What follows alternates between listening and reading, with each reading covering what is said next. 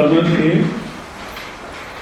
ಯಾರೂ ಸಮಸ್ಯೆ ಅಲ್ಲ. ಸಾಮಾನ್ಯವಾಗಿ ಗೃಹ ಜೀವನದಲ್ಲಿ ಅಥವಾ ಸಾಮಾನ್ಯ ಸಮಾಜದಲ್ಲಿ ಏನು ಹೇಳ್ತಾರೆ, ನಮ್ಮ ಮನೆಗೆ ಅವ್ರು ಸರಿ ಇಲ್ಲ, ಇವ್ರು ಸರಿ ಇಲ್ಲ, ಅದು ಸರಿ ಇಲ್ಲ, ಇದು ಸರಿ ಇಲ್ಲ, ಒಬ್ಬರನ್ನು ಹೇಳ್ದಕ್ಕೆ ಕೇಳಲ್ಲ ಅಂತ. ಹೆಂಗಸರು ಹಾಗೆ ಅಂತಾರೆ, ಗಂಡಸರು ಹಾಗೆ ಅಂತಾರೆ. ನಿಜವಲ್ಲ, ಇದಕ್ಕೋಸ್ಕರ ದುಃಖ ಇದೆ. ಅವರೆಲ್ಲ ಸರಿ ಹೋಗುತ್ತೆ ಅಂತ ಒಂದು ಚೆನ್ನಾಗಿ ಅರ್ಥ ಮಾಡ್ಕೊಳ್ಳಿ. ಯಾರನ್ನು ಬದಲಾಯಿಸೋಕ್ಕಾಗಲ್ಲ, ಯಾರನ್ನು ಬದಲಾಯಿಸೋಕ್ಕೆ ಸಾಧ್ಯವಿಲ್ಲ. ಮತ್ತು ನೀವು ಯಾಕೆ ಸ್ವಾಮೀಜಿ ಹೇಳ್ತಿದ್ದೀರಾ, ಯಾರನ್ನ ಬದಲಾವಣೆ ಆಗಬೇಕು ಅಂತ ಕೂತಿದ್ರೆ ಅರ್ಥ ಆಗುತ್ತೆ.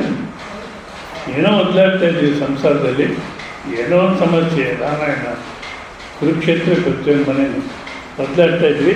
ಬದಲಾವಣೆ ಆಗಬೇಕು ಅಂತ ಯಾರನ್ನು ಕೂತಿದ್ರೆ ಅವ್ರ ಕೆಲಸ ಮಾಡುತ್ತೆ ಕರ್ತವ್ಯಗಳು. ಈಗ ನಾನು ಬದಲಾಯಿಸ್ತೀನಿ ಅಂತಂದರೆ ಆಗಲ್ಲ. ಬದಲಾವಣೆ ಮಾಡ್ಕೊಳ್ಳೋಕ್ಕೆ ಅವರೇ ರೆಡಿಯಾಗಿರ್ಬೇಕು, ಹೌದಾ?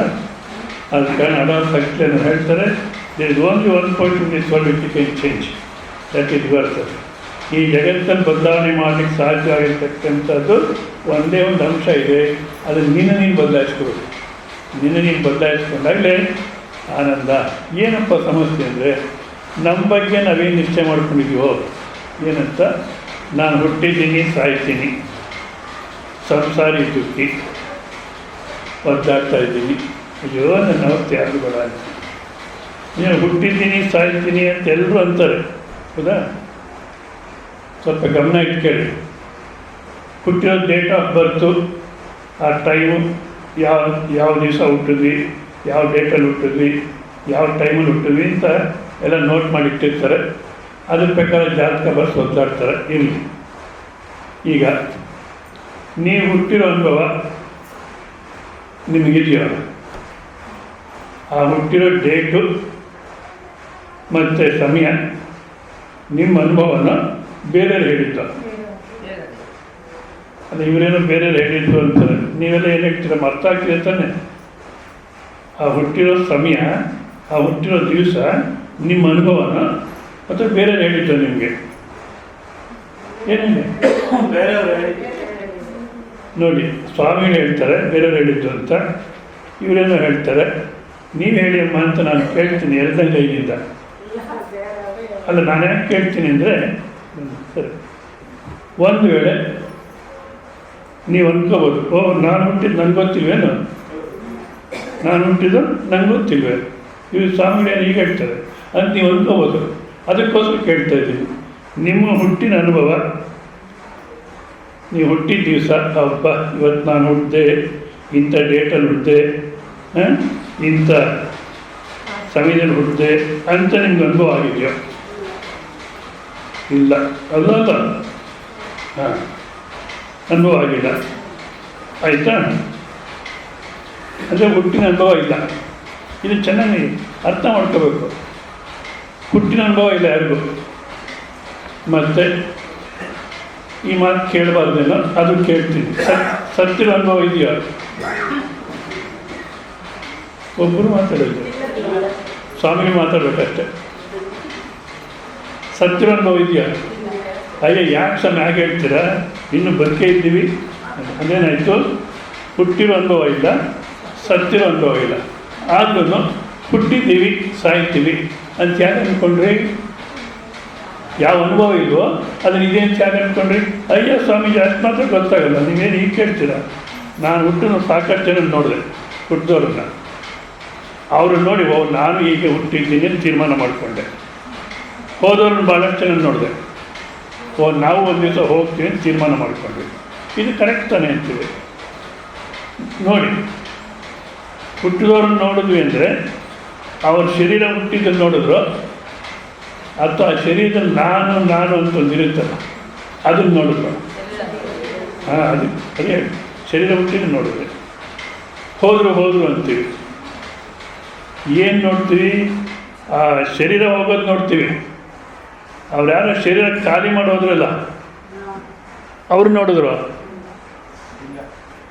5 ಜನ, ಯಾರೋ ಒಬ್ಬ ರಾಜ ಸತ್ತ ಅಂತ 5 ಜನ ಹೇಳ್ತಾ ಕೂತಿರ್ತಾರಂತೆ.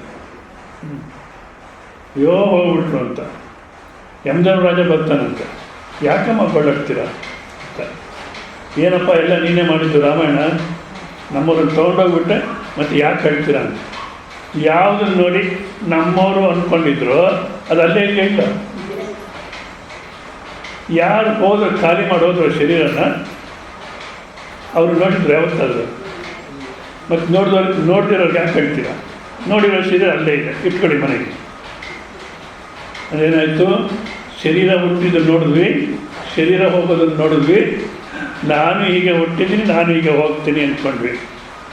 ನೋಡಿದ್ದೊಂದು, ತೀರ್ಮಾನ ಮಾಡ್ಕೊಂಡಿದ್ದು ಇನ್ನೊಂದು. ನಾನು ಹೇಳ್ತಿರ್ತೀನಿ, ಯಾವ ರೀತಿ ನಾವು ತೀರ್ಮಾನ ಮಾಡ್ತೀವಿ, ಯಾವ ರೀತಿ ಅರ್ಥ ಮಾಡ್ಕೊಳ್ತೀವಿ ಅಂದರೆ ಬರೀ ಗೋಳಾಡೋಕ್ಕೆ, ಜಗಳ ಆಡೋಕ್ಕೆ, ಇಂಥದಕ್ಕೆ ಅರ್ಥ ಮಾಡ್ಕೊಳ್ತೀವಿ. ಒಬ್ಬ ತಮಿಳ್ನಾಡು ಅಯ್ಯರು ಪಂಜಾಬಿಗೆ ಪೋಸ್ಟ್ ಮಾಡೋದಂತೆ. ಆ ತಮಿಳ್ನಾಡು ಅಯ್ಯಂತಂದರೆ ಭಾಳ ಬುದ್ಧಿವಂತರು, ಧೈರ್ಯ ಕಮ್ಮಿ ಅವರಿಗೆ, ಭಾಳ ಬುದ್ಧಿವಂತರು. ಬ್ರಾಹ್ಮಣರು ಬುದ್ಧಿವಂತರು, ಧೈರ್ಯ ಕಮ್ಮಿ. ಸರ್ ಪಂಜಾಬಿಗೆ ಪೋಸ್ಟ್ ಮಾಡಿದರೆ ಆಫೀಸರು ಅವ್ರಿಗೆ ಸಂಬಳ ಜಾಸ್ತಿ, ಈ ಕೆಲಸ ಮಾಡೋರಿಗೆಲ್ಲ ಸಂಬಳ ಕಮ್ಮಿ, ಸಂಬಳ ಭಾಳ ಕಮ್ಮಿ.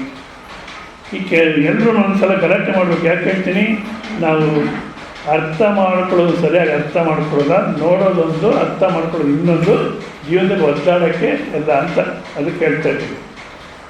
ಸೊ ಈ ಕೆಲಸಗಾರರೆಲ್ಲ ಗಲಾಟೆ ಶುರು ಮಾಡೋದು. ನಾವು ಕಷ್ಟಪಟ್ಟು ಕೆಲಸ ಮಾಡ್ತೀವಿ, ನಮಗೆ ಸಂಬಳ ಕಮ್ಮಿ, ನೀನು ಕೂತ್ಕೊಂಡು ಸೈನ್ ಹಾಕ್ಕೊಂಡು ಹಿಂಗೆ ಯಾಕೆ ಸಂಬಳ ಜಾಸ್ತಿ ಅಂತ ಗಲಾಟೆ ಮಾಡಿ ಒಬ್ಬ ಲೀಡರ್ನ ಕೆಡಿಸ್ಕೊಟ್ರು. ನಮ್ಮ ರಾಜಕೀಯ ವ್ಯಕ್ತಿಗಳು ಇದೇ ಥರನೇ ಇರೋದು, ಲೀಡರ್ಸ್ ಕೆಲಸಕ್ಕೆ ಬರ್ತಾರೆ, ಕಳಿಸ್ಕೊಟ್ರು. ಮೊದಲು ಕೇಳ್ಕೊಂಬ, ಅದೇನು ಹೇಳ್ತಾರೆ ನೋಡಿ, ಆಮೇಲೆ ಗಲಾಟೆ ಮಾಡೋಣ ಅಂತ ಹೋದರು. ಕೇಳ್ದ, ನಿಂಗೆ ಯಾಕೆ ಸಂಬಳ ಜಾಸ್ತಿ? ನಾವು ಕಷ್ಟಪಟ್ಟು ಕೆಲಸ ಮಾಡ್ತೀವಿ, ಕೂತ್ಕೊಂಡು ಸೈನ್ ಹಾಕೊಂಡು ನಿಂಗೆ ಯಾಕೆ ಸಂಬಳ ಅಷ್ಟೊಂದು? ಅವರು ನೋಡಿದ್ರು, ಮುಂದೆಗಡೆ ಇರ್ತಾರೆ, ಒಂದು ಟೇಬಲ್ ಇತ್ತು, ಟೇಬಲ್ ಮೇಲೆ ಕೈ ಇಟ್ಟು ನೀನು ಗುದ್ದು ಅಂದರು. ಗುದ್ಲಿಕ್ಕೆ ಬಂದರೆ ಕೈ ತಕ್ಕೊಂಡು ಏಟು ಯಾರಿಗಿತ್ತು ಅವನಿಗೆ, ನೋಡಪ್ಪ ಇದಕ್ಕೋಸ್ಕರ ನನಗೆ ಸಂಬಳ ಜಾಸ್ತಿ, ನಿಂಗೆ ಸಂಬಳ ಕಮ್ಮಿ ಅಂದರು. ಹೌದಾ? ಸರಿ, ಅದು ಏನು ಹೇಳೋದು ಅರ್ಥ ಆಗಲಿಲ್ಲ. ಹೊರಗಡೆ ಹೋದ, ಅಲ್ಲಿ ಶಿಷ್ಯರೆಲ್ಲ ಇದ್ದರು, ನಮ್ಮ ಲೀಡರ್ಸು ಅವ್ರ ಫಾಲೋವರ್ಸ್ ಎಲ್ಲ ಇಂಥವ್ರು ಇರೋದು, ಎಲ್ಲ ಇದ್ದರು. ಏನು ಹೇಳ್ದ ಅಂದರು. ನೋಡ್ತಾನೆ ಟೇಬಲ್ ಎಲ್ಲೂ ಇಲ್ಲ. ಅದಕ್ಕೇನು ಮಾಡ್ದ, ಮುಖದ ಮೇಲೆ ಕೈ ಇಟ್ಕೊಂಡ, ಒಂದು ಗುದ್ದು ಅಂದ, ಗುದ್ದರೆ ಕೈ ತೆಕ್ಕೊಂಡ. ಈಗ ಏಟಾಳಿ ಬಿತ್ತು, ಇಲ್ಲೂ ಅವನಿಗೆ ಬಿತ್ತು, ಅಲ್ಲೂ ಅವನಿಗೆ ಬಿತ್ತು. ಆಫೀಸರ್ ಹೇಳಿದ್ದೇನೆಂದರೆ, ಗುದ್ದು ಅಂತ ಹೇಳ್ತಿದ್ದೀನಿ, ಗುದ್ದಲಿಕ್ಕೆ ನಾನು ಪ್ರಯತ್ನ ಪಟ್ಟ ಕೈ ತೆಕ್ಕೊಂಡ್ರೆ ಏಟ್ ಬಿಡುತ್ತೆ ಅನ್ನೋ ಬುದ್ಧಿ ನಿಮಗಿಲ್ಲ. ಅವ್ನು ಗುದ್ದಾಗಿ ಬಂದು ಕೈ ತೆಕ್ಕೋಬೋದು ಅನ್ನೋ ಬುದ್ಧಿ ನನಗಿದೆ. ಬುದ್ಧಿಗೋಸ್ಕರ ಸಂಬಳ ಜಾಸ್ತಿನೇ ಹೊರತು ಕೆಲಸಕ್ಕೋಸ್ಕರ ಅಲ್ಲ. ಇದು ಅರ್ಥ ಆಗಲಿಲ್ಲ, ಇಲ್ಲೂ ಹೇಳ್ತಿದ್ದ, ಅಲ್ಲೂ ಹೇಳ್ತಿದ್ದ. ನಾವು ಹಾಗೇನೆ ಅರ್ಥ ಮಾಡ್ಕೊಳ್ಳೋ ಜೀವನದಲ್ಲಿ. ಶರೀರ ಹೋಗೋದನ್ನು ನೋಡಿದ್ವಿ, ಶರೀರ ಹುಟ್ಟಿದ್ದು ನೋಡಿದ್ವಿ. ನನ್ನ ಶರೀರ ಈ ರೀತಿ ಹುಟ್ಟಿದೆ, ನನ್ನ ಶರೀರ ಈ ರೀತಿ ಹೋಗುತ್ತೆ ಅಂತ ಅರ್ಥ ಮಾಡ್ಕೊಂಡು ಅದು ಸ್ವಲ್ಪ ಕರೆಕ್ಟೇ. ಆದರೆ ನೋಡಿದ್ದೊಂದು, ಅರ್ಥ ಮಾಡ್ಕೊಂಡಿದ್ದೊಂದು. ಆದ ಕಾರಣ ನಾನು ಹುಟ್ಟಿದ್ದೀನಿ, ನಾನು ಸಾಯ್ತೀನಿ. ಈ ಹುಟ್ಟು ಸಾವಿರ ಮಧ್ಯೆ ಸಂಸಾರಿ ದುಃಖಿ ಅಂತ ಗೋಳಾಡ್ಕೊಂಡು ಜೀವನ ಮಾಡ್ತೀನಿ ಅಂತ ಏನು ನಿಶ್ಚಯ ಮಾಡ್ಕೊಂಡಿದ್ದೀವೋ ಆ ನಿಶ್ಚಯನೇ ನೀವು ಎಲ್ಲ ದುಃಖಕ್ಕೂ ಮೂಲ. ಅದು ಬಿಟ್ಟರೆ ಮತ್ತೆ ಯಾವುದೂ ಸಮಸ್ಯೆ ಇಲ್ಲ. ಅದಕ್ಕೋಸ್ಕರ ಮಹಾತ್ಮರು ಹೇಳ್ತಾರೆ,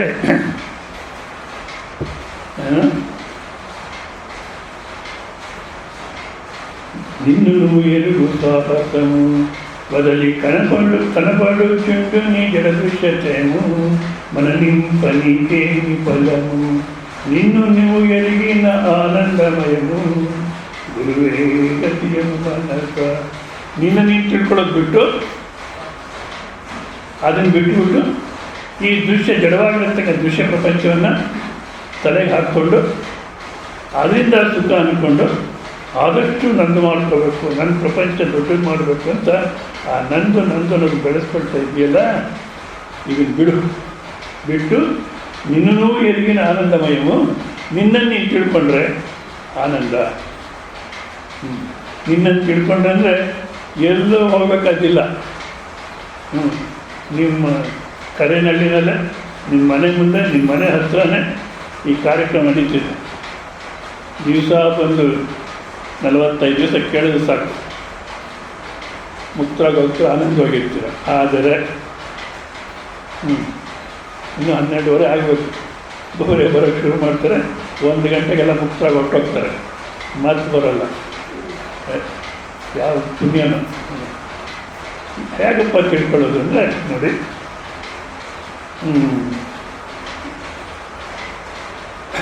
ವರ್ಚಸ್ಕಂ ತ್ವನ್ನ ಕಾರ್ಯತ್ವ ಯಥಾ ನಾತ್ಮೇತಿ ಗಮ್ಯತೆ ತದ್ಭಾಗಸೇಂದ್ರಿಯೋ ದೇಹ ತದ್ವತ್ಕಿಮಿತಿ ನೇಕ್ಷತೆ. ಈ ಶರೀರ ಅನ್ನೋ ತಕ್ಷಣ ಕೇಳಿದಲ್ಲ, ನಿಮ್ಮ ಅನುಭವದಲ್ಲಿರೋದೆ ಅತ್ತ ಕಡೆ ನಾವು ಯೋಚನೆ ಮಾಡಿಲ್ಲ ಅಷ್ಟೇ. ಈ ಶರೀರ ಅನ್ನತಕ್ಕಂಥದ್ದು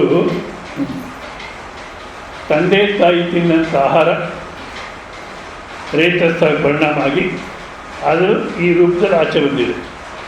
ಅಂದರೆ ತಂದೆ ತಾಯಿಯ ತಿಂದ ಅನ್ನದ ವಿಕಾರ ಶರೀರ.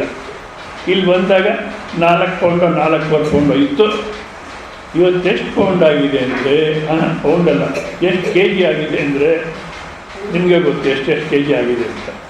ಅಷ್ಟು ಕೆ ಜಿ ಬೆಳಿಬೇಕಾದ್ರೆ, ಅಷ್ಟು ತೂಕ ಆಗಬೇಕಾದ್ರೆ ಯಾವ ರೀತಿ ಆಯಿತು? ಇಡ್ಲಿ, ವಡೆ, ದೋಸೆ, ಅದರಲ್ಲಿ ಜಾಸ್ತಿ ಈಗಿನ ಕಾಲಕ್ಕೆ ಪಾನಿಪುರಿ, ಗೋಬಿ ಮಂಚೂರಿ ಇಂಥವು ತಿಂದು ಜಾಸ್ತಿ ಆಗಿದೆ. ಹೌದಾ? ತೂಕ ಅನ್ನತಕ್ಕಂಥ ಜಾಸ್ತಿ ಆಗಿದೆ. ಅಂದರೆ ಅಷ್ಟೇ ಅಲ್ಲ, ನಾವು ತಿನ್ನಂಥ ಆಹಾರ 3 ಭಾಗ ಆಗುತ್ತೆ. ಈ ವೈದ್ಯಕೀಯ ಶಾಸ್ತ್ರ ಪ್ರಕಾರ ಗ್ಲೂಕೋಸು, ಕೊಲೆಸ್ಟ್ರಾಲು, ಕಾರ್ಬೋಹೈಡ್ರೇಟ್ ಅಂತಾರೆ, ಕೊಬ್ಬು, ಈ ಥರ ಆಗುತ್ತೆ. ಆದರೆ ಶಾಸ್ತ್ರ ಪ್ರಕಾರ ಚಾಂದ್ರಕ ಉಪನಿಷತ್ತು ಹೇಳುತ್ತೆ, ನಾವು ತೊಗೊಳ್ತಕ್ಕಂಥ ಆಹಾರದಲ್ಲಿ ಸ್ಥೂಲ ಭಾಗ ಮಲರೂಪವಾಗಿ ತಯಾರಾಗುತ್ತೆ.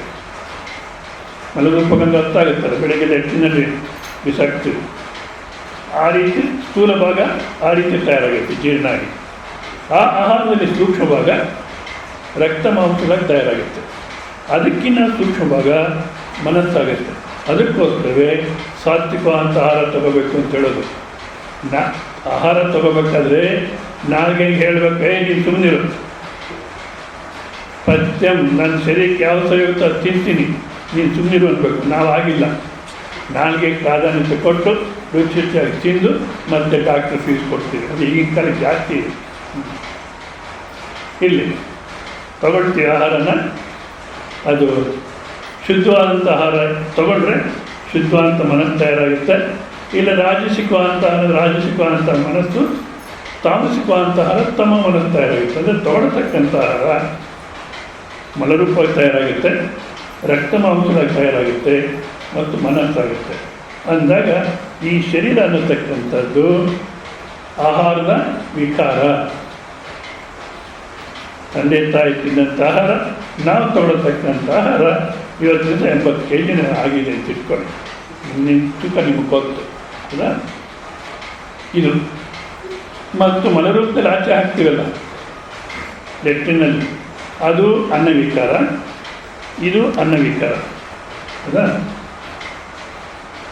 ಈಗ ವರ್ಚಸ್ಕಂ ಸಂಪರಿತ್ಯಕ್ತೆ ದೋಷತಶ್ಚವಧಾರಿತೆ ಯದಿ ದೋಷಂ ವದೇತಾವ್ಯಂ ಕಾತತ್ರೋಚ್ಚರಿತ ಕವೇ. ಈಗ ಮಲರೂಪದಲ್ಲಿ ಇದೆಲ್ಲ ನಿಮ್ಮ ಅನುಭವನೇ. ಹೊಸದಾಗಿ ಯಾವುದೋ ಒಂದು ಹೇಳಬೇಕು ಅಂತ ನಿಮ್ಮ ವ್ಯವಹಾರ ಇದೆ, ಅಲ್ಲಿಂದ ಕರ್ಕೊಂಡು ಹೋಗ್ತೀರ ಶಾಸ್ತ್ರಕಾರರು. ಲೆಟ್ಟಿನಲ್ಲಿ ವಿಸರ್ಜನೆ ಮಾಡಿದ್ರಿ, ಅದು ಈಗಿನ ಕಾಲಕ್ಕೆ ಸಮಾಧಾನವಾಗಿ, ಶಾಂತವಾಗಿ, ನಿಧಾನವಾಗಿ ಯಾರು ಕೆಲಸ ಮಾಡಲ್ಲ. ಇರೋದು ದಡಬಡ ಹೋದರು, ಲೆಟ್ಟಿನಲ್ಲಿ ವಿಸರ್ಜನೆ ಮಾಡಿದ್ರು, ತೊಳ್ಕೊಂಡ್ರು, ಇವಾಗ ನಮಗೆ ಗೊತ್ತಿಲ್ಲ, ಅರ್ಜೆಂಟು ಹೇಳ್ತಂಗೆ ತೊಳ್ಕೊಳ್ಳೋಕ್ಕೆ ಗೊತ್ತಿಲ್ಲ.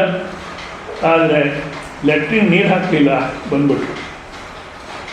ಇನ್ನೊಬ್ರು ಯಾರೋ ಹೋಗ್ತಾರೆ, ಇವರು ಅಲ್ಲೇ ಇದ್ದಾರೆ, ಇನ್ನೂ ಅಲ್ಲಿದ್ಕೊಂಡು ಇನ್ನೊಬ್ರು ಯಾರೋ ಹೋಗ್ತಾರೆ, ಲೆಟ್ರಿನಿಗೆ ನೀರು ಹಾಕಿಲ್ಲ, ಥೂ ಅಂತಾರೆ. ಇವಾಗ ನೀವು ಲೆಟ್ರಿನಲ್ಲಿ ವಿಸರ್ಜನೆ ಮಾಡಿದ್ರಿ, ನೀರು ಹಾಕಿ ಹತ್ತಿದ್ದೀರ, ಅವರು ಆ ಮಲದ ಮೇಲೆ ಥೂ ಅಂದರೆ ನನ್ನೇ ಉಗಿದ್ರು ಅನಿಸುತ್ತಾ? ಏನು ಹೇಳಿ, ಅನಿಸುತ್ತೆ? ಇಲ್ಲ. ಯಾಕೆ? ಅದು ನಾನಲ್ಲ, ಹೌದಲ್ಲ? ಅನ್ನವಿಕಾರವಾಗಿರ್ತಕ್ಕಂಥ ಆ ಹೇಸಿಗೆ ನಾನಲ್ಲ. ಅದೇ ಅನ್ನವಿಕಾರವಾಗಿರ್ತಕ್ಕಂಥ ಶರೀರ ನೋಡಿ ಯಾರನ್ನ ಥೂ ಅಂದರು, ಇವಾಗ ಕೋಪ ಬರುತ್ತಾ ಇಲ್ಲ? ಇದು ಅನ್ನವಿಕಾರ, ಅದು ಅನ್ನವಿಕಾರ. ಪರಮಾತ್ಮ ಇದಕ್ಕೊಂದು ಚರ್ಮ ಕೊಡ್ತೀಯಾನೆ.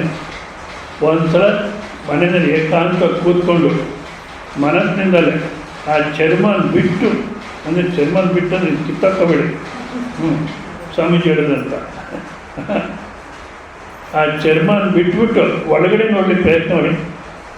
ಏನಿದೆ? ಅಮೇಧ್ಯದ ಮಡಿಕೆ, ಮೂತ್ರದ ಕುಡಿಕೆ, ಎಲುಬಿನ ತಡಿಕೆ. ಯಾಕೆ ನಾವಿದು ಅನ್ನವಿಕಾರ ಅಂತ ನಿಶ್ಚಯ ಮಾಡ್ಕೊಳ್ಳಿಲ್ಲ. ಹೌದಾ? ಒಂದು ವೇಳೆ ಸ್ವಾಮೀಜಿ ಹೇಳಿದರೆ ಚೆನ್ನಾಗಿ ಅರ್ಥ ಆಯಿತು ಅಂದರೆ ಅದೇ ಸುರೇಶ್ವರ ಹೇಳ್ತಾರೆ, ವರ್ಚಸ್ಕಂ ಪರಿತ್ಯಕ್ತೆ ದೋಷತಶ್ಚವಧಾರಿತೆ ಯದಿ ದೋಷಂ ವದಯಿತಾಭ್ಯಾಂ ಕಾತತ್ರೋಚ್ಛಿರ್ತರ್ಭವೇ. ಮಲರೂಪದಲ್ಲಿ ಯಾರನ್ನ ಥೂ ಅಂದರೆ ನಮ್ಗೆ ಯಾವ ರೀತಿ ಹಿಂಸೆ ಆಗಲ್ವೋ, ನನಗೆ ಅಂದರು ಅನಿಸಲ್ವೋ ಅದೇ ರೀತಿ ನಿಮ್ಮ ಮುಖ ನೋಡಿ ಯಾರನ್ನ ಥೂ ಅಂದ್ರೂ ನನಗಲ್ಲ. ಯಾಕೆ? ನಾನು ಶರೀರವಲ್ಲ. ಇದು ಕೇವಲ ಅನ್ನವಿಕಾರ. ಹುಟ್ಟಿದೆ, ಸಾಯುತ್ತೆ. ಆದರೆ ಆ ನಾನು ಅನ್ನತಕ್ಕಂಥದ್ದಿದೆ. ಈಗ ಕನ್ನಡಕ ಹಾಕ್ಕೊಂಡು ಕಿಟಕಿನಲ್ಲಿ ನೀವು ಹೊರಗಿನ ಪ್ರಪಂಚ ನೋಡ್ತಿರ್ತೀರ. ನನ್ನ ಪ್ರಶ್ನೆ ಆಗಿದ್ರೆ ಸಮಾಧಾನ ಕೊಡಿ. ಯಾಕೆಂದರೆ ನನ್ನ ಜೊತೆಗೆ ನೀವು ಪ್ರಯಾಣ ಮಾಡ್ತಿದ್ದೀರೋ ಸತ್ಯಕ್ಕೆ. ಇಲ್ಲ ಏನೋ ಒಂದು ದಿವಸ ಬಂದ್ವಿ, ನಮ್ಮ ಏರಿಯಾದಲ್ಲೇ ನಡೀತಿದೆ, ಒಂದು ದಿವಸ ಬಂದ್ವಿ, ದರ್ಶನ ಮಾಡಿಕೊಂಡು ಹೋಗೋಣ ಅಂತ ಅಲ್ಲ. ಕೇಳಿ, ಈಗ ಅದು ಅನ್ನವಿಕಾರ ಅನ್ನತಕ್ಕಂಥ ಈ ಶರೀರ, ಹೌದಾ? ಮಲರೂಪದಲ್ಲಿ ಹಾಕಿರೋದು ಅದು ಅನ್ನವಿಕಾರವೇ. ಯಾವ ರೀತಿ ಅನಿಸ್ತು ಅಂದರೆ ನಮಗೇನು ಅನಿಸಲ್ವೋ ಇದ್ರ ಬಗ್ಗೆನೂ ಹಾಗೆ ಅನ್ನಿಸ್ಬೇಕು. ಇದು ನಾನಲ್ಲ ಅಂತ, ಹೌದಾ? ಈಗ ಕನ್ನಡಕ ಹಾಕ್ಕೊಂಡು ಕಿಟಕಿನಲ್ಲಿ ನೋಡ್ತಿರ್ತೀರ. ಈಗ ಕನ್ನಡಕ ಕಿಟಕಿ ನೋಡ್ತಾ ಇದೆಯೋ, ಕನ್ನಡಕ ನೋಡ್ತಾ ಇದೆಯೋ, ಕಣ್ಣು ನೋಡ್ತಾ ಇದೆಯೋ? ಕಣ್ಣು ನೋಡ್ತಾ ಇದೆ, ಹೌದಾ? ಇವರೇನೋ ಕಣ್ಣು ನೋಡ್ತಾ ಇದೆ ಅಂತಾರೆ, ನೀವುಗಳೆಲ್ಲ ಏನಂತೀರ? ಕಣ್ಣು ನೋಡ್ತಾ ಇದೆ, ಹೌದಾ? ಯೋಚನೆ ಮಾಡಿ. ನೀವು ಕನ್ನಡಕ ಹಾಕ್ಕೊಂಡು ಕಿಟಕಿ ಮುಖಾಂತರ ಕನ್ನಡಕ ಹಾಕ್ಕೊಂಡು ಕಿಟಕಿ ಮುಖಾಂತರ ಕಣ್ಣಿಂದ ನೋಡ್ತಿದ್ದೀರ. ಅಂದರೆ ಕಣ್ಣು ನೋಡ್ತಿದ್ಯೋ, ಕಣ್ಣಿನ ಹಿಂಭಾಗದಲ್ಲಿ ನೀವಿದ್ದು ನೋಡ್ತಿದ್ದೀರೋ? ಮತ್ತು ಕಣ್ಣು ನೋಡ್ತಿದ್ದೆ ಅಂತೀರ? ಕಣ್ಣಿನ ಹಿಂಭಾಗದಲ್ಲಿ ನಾನು ಇದ್ಕೊಂಡು ಕಣ್ಣನ್ನು ಉಪಯೋಗಿಸ್ಕೊಂಡು ಕನ್ನಡಕನ ಉಪಯೋಗಿಸ್ಕೊಂಡು ಕಿಟಕಿನ ಉಪಯೋಗಿಸ್ಕೊಂಡು ನೋಡ್ತಿದ್ದೀನಿ. ಅಂದರೆ ಕಿಟಕಿ ನೀವು ಅಲ್ಲ, ಏನು ಹೇಳ, ಅದೇನು ಕಷ್ಟವೇನು? ಕನ್ನಡಕ ನೀವು ಅಲ್ಲ, ಕಣ್ಣು ನೀವು. ಸ್ವಾಮೀಜಿ ಕಿಟಕಿ ನಾನಲ್ಲ, ಕನ್ನಡಕ ನಾನಲ್ಲ, ಒಪ್ಕೊಳ್ತೀನಿ. ಕಣ್ಣು ಅದು ನಾನೇ ಅಂತೀವಿ. ಯಾಕೆಂದರೆ ಕಿಟಕಿ ಎಲ್ಲ ದೂರ ಇದೆ, ನಾವು ಬಂದು ಯಾವಾಗ ಹೋದಾಗ ಅಲ್ಲಿ ನಿಂತ್ಕೊಳ್ತೀವಿ ಅಷ್ಟೇ. ಅದನ್ನು ನನಗೆ ಸೇರಿಲ್ಲ, ಹೌದಾ? ಕನ್ನಡಕ ತೆಗೆದಿಡ್ತೀವಿ, ಹಾಕ್ಕೊಳ್ತೀವಿ. ಆ ಕನ್ನಡಕನ ನಾನಲ್ಲ, ನೀವು ಹೇಳೋದು ಕರೆಕ್ಟು. ಅದೇ ಕಣ್ಣು ನಮಗಿನ ದೂರ ಇದೆಯಾ ಅಥವಾ ತೆಗೆದಿಟ್ಟು ಹಾಕ್ಕೊಳ್ತೀವ? ನಿಜವಾದ ಸೂಕ್ಷ್ಮ ನಮ್ಮ ಚಿಂತನೆ, ನಮ್ಮ ವ್ಯವಹಾರವನ್ನು ಗಮನಿಸಿದ್ರೆ ನಾವು ಯಾವ ಇಂದ್ರಿಯಕ್ಕೆ ತಾದಾತ್ಮ್ಯ ಪಡಿತೀವೋ ಅಂದರೆ ಯಾವ ಇಂದ್ರಿಯವನ್ನು ಉಪಯೋಗಿಸ್ಬೇಕು ಅಂದ್ಕೊಳ್ತೀವೋ ಆ ಇಂದ್ರಿಯ ಕೆಲಸ ಮಾಡುತ್ತೆ. ಇಲ್ಲಿ ಕೆಲಸ ಮಾಡಲ್ಲ, ಅಲ್ಲೇ ಇರುತ್ತೆ. ಅಂದ್ರೇನು? ನಾವು ಉಪಯೋಗಿಸ್ಬೇಕು ಅನ್ನೋ ಮಾತ್ರ ಕೆಲಸ ಮಾಡುತ್ತದು. ಅಂದಾಗ ಅದನ್ನು ತೆಗೆದಿಟ್ಟು ಹಾಕ್ಕೊಳ್ತಾ ಇದ್ದೀವಿ. ಈಗ ಇದು ಕೂತಿದ್ದೀರ, ಹೌದಾ?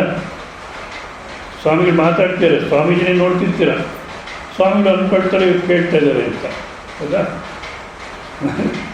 ಆದರೆ ಒಳಗಡೆ ಗ್ಯಾಸ್ ಆಫ್ ಮಾಡೋದನ್ನೋ ಇಲ್ಲೋ? ಇಲ್ಲ, ಆಫ್ ಮಾಡಿದೆ ಅಂತ ಕಾಣುತ್ತೆ.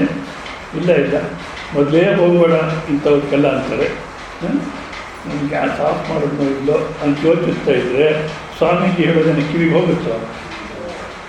ಯಾಕೆ? ಮನಸ್ಸನ್ನು ತಕ್ಕಂಥದ್ದು ಅದ್ರ ಹಿಂಭಾಗದಲ್ಲಿ ಇದ್ದರೆ ಕೆಲಸ ಮಾಡೋದು.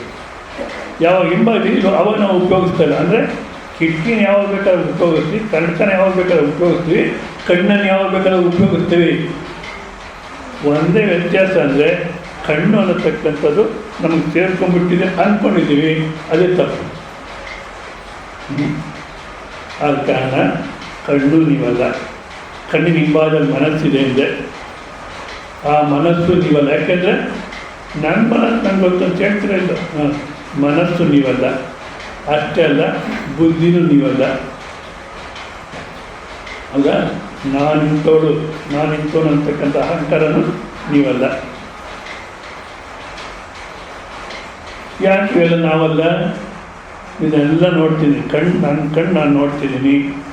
ಈ ಟಿ ವಿ ಮಹಾಭಾರತ ಗೊತ್ತಿತ್ತಲ್ಲ, ಇವು ಯಾವುದೋ ಚಾನಲ್ ಬರುತ್ತೇನೋ, ಬಟ್ ಜನಗಳು ಎಲ್ಲಾದರೂ ಆಗಲಿ ನಿಜವಾದ ಏನು ತತ್ವ ಹಿಡಿಯೋಕ್ಕಂದ್ರೆ ಹಿಡಿಯೋದೇ ಇಲ್ಲ. ನಾನು ಕೆಲಸ ಮಹಾಭಾರತ ರಾಮಾಯಣ ನೋಡ್ತಿದ್ದೆ. ಈ ನೋಡೋ ಜನ ಅದೇನು ಡೈಲಾಗು ಅದೇನು ಕೇಳೋದೇ ಇಲ್ಲ. ರಾಮಾಯಣದಲ್ಲಿ ಮೇಕಪ್ ಚೆನ್ನಾಗಿದೆ, ಮಹಾಭಾರತದಲ್ಲಿ ಮೇಕಪ್ ಚೆನ್ನಾಗಿಲ್ಲ. ಇದೇನೆ ಮಹಾಭಾರತ ರಾಮಾಯಣ ಟಿ ವಿನ ತೋರಿಸಿದಾಗ ಆ ಗಾಂಧಾರಿಗೆ ಧೃತರಾಷ್ಟ್ರ ಹೇಳ್ತಾನೆ, ನಾನಂತೂ ಹುಟ್ಟುಕೊಂಡ ನಿನ್ನನ್ನು ನೋಡಲಿಕ್ಕಾಗಲ್ಲ, ನೀನೊಂದು ಸಲ ಬಟ್ಟೆ ಅಂದರೆ ಗಾಂಧಾರಿ ಬಟ್ಟೆ ಕಟ್ಕೊಂಡಿರ್ತಾಳೆ, ಅದು ತಾತ್ವಿಕ ಅರ್ಥನೂ ಇಲ್ಲ, ಅದು ಹೇಳೋಣ. ಒಂದು ಸಲ ಬಟ್ಟೆ ತೆಗೆದು ನೋಡು ನನ್ನನ್ನು ಅಂತ. ಅದಕ್ಕೆ ಗಾಂಧಾರಿ ಹೇಳ್ತಾಳೆ, ಇದು ಮಾಡಬೇಡಿ ಕೇಳಿ. ಗಾಂಧಾರಿ ಹೇಳ್ತಾಳೆ, ನಾನು ಕುರುಡ ಅಂತೀರ.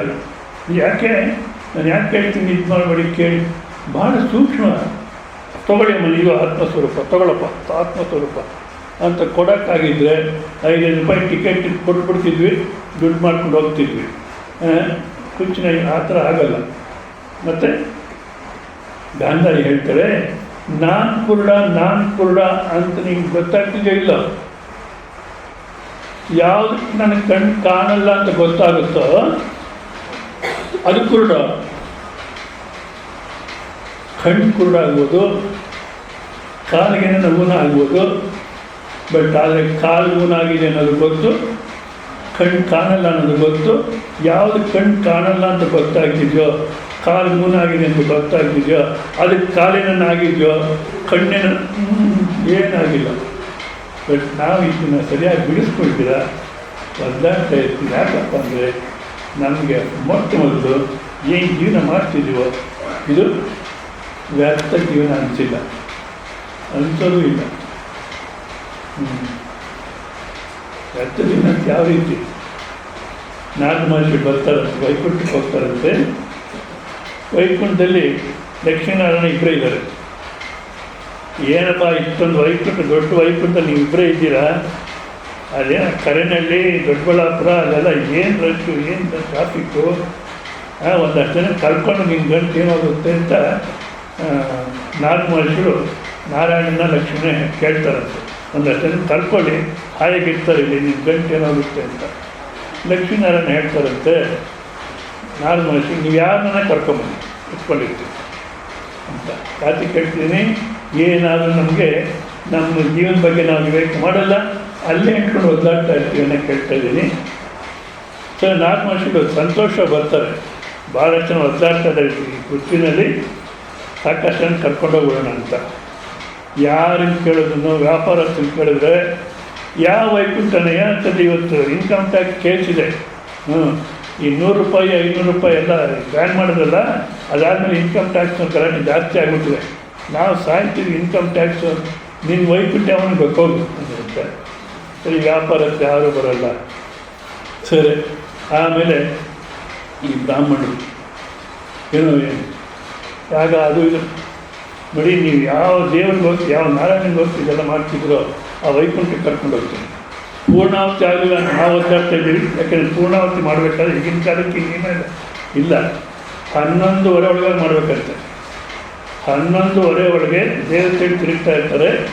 11:30 ದಾಟಿಬಿಟ್ರೆ ಮತ್ತೆ ರಾಕ್ಷಸರು ತಿರುಗ್ತಾರೆ, ಶ್ರೇಷ್ಠವಲ್ಲ ಅಂತ ಪೂರ್ಣಾವತಿ ಯಜ್ಞ ಪೂರ್ಣಾವತಿ ಆಗಬೇಕಾದ್ರೆ 11:30 ಒಳಗೆ ಮಾಡಬೇಕು.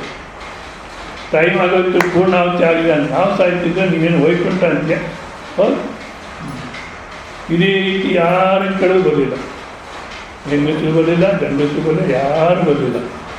ಕೊನೆಗೆ ಒಂದು ಕಟ್ಟೆ ಮನೆ ಮುಂದೆ ಹಿಂದ್ಗಡೆ ಹಿಂದಿನ ಕಾಲಕ್ಕೆ ಮನೆ ಮುಂದೆ ಒಂದು ಜೈತೆ ಕಟ್ಟೆ ಅಂತ ಇರೋದು, ಯಾರನ್ನ ಪಾಲಿಸ್ತಾಳೋ ಅವ್ರನ್ನ ಮಲಕ್ಕೊಡಿ ಅಂತ.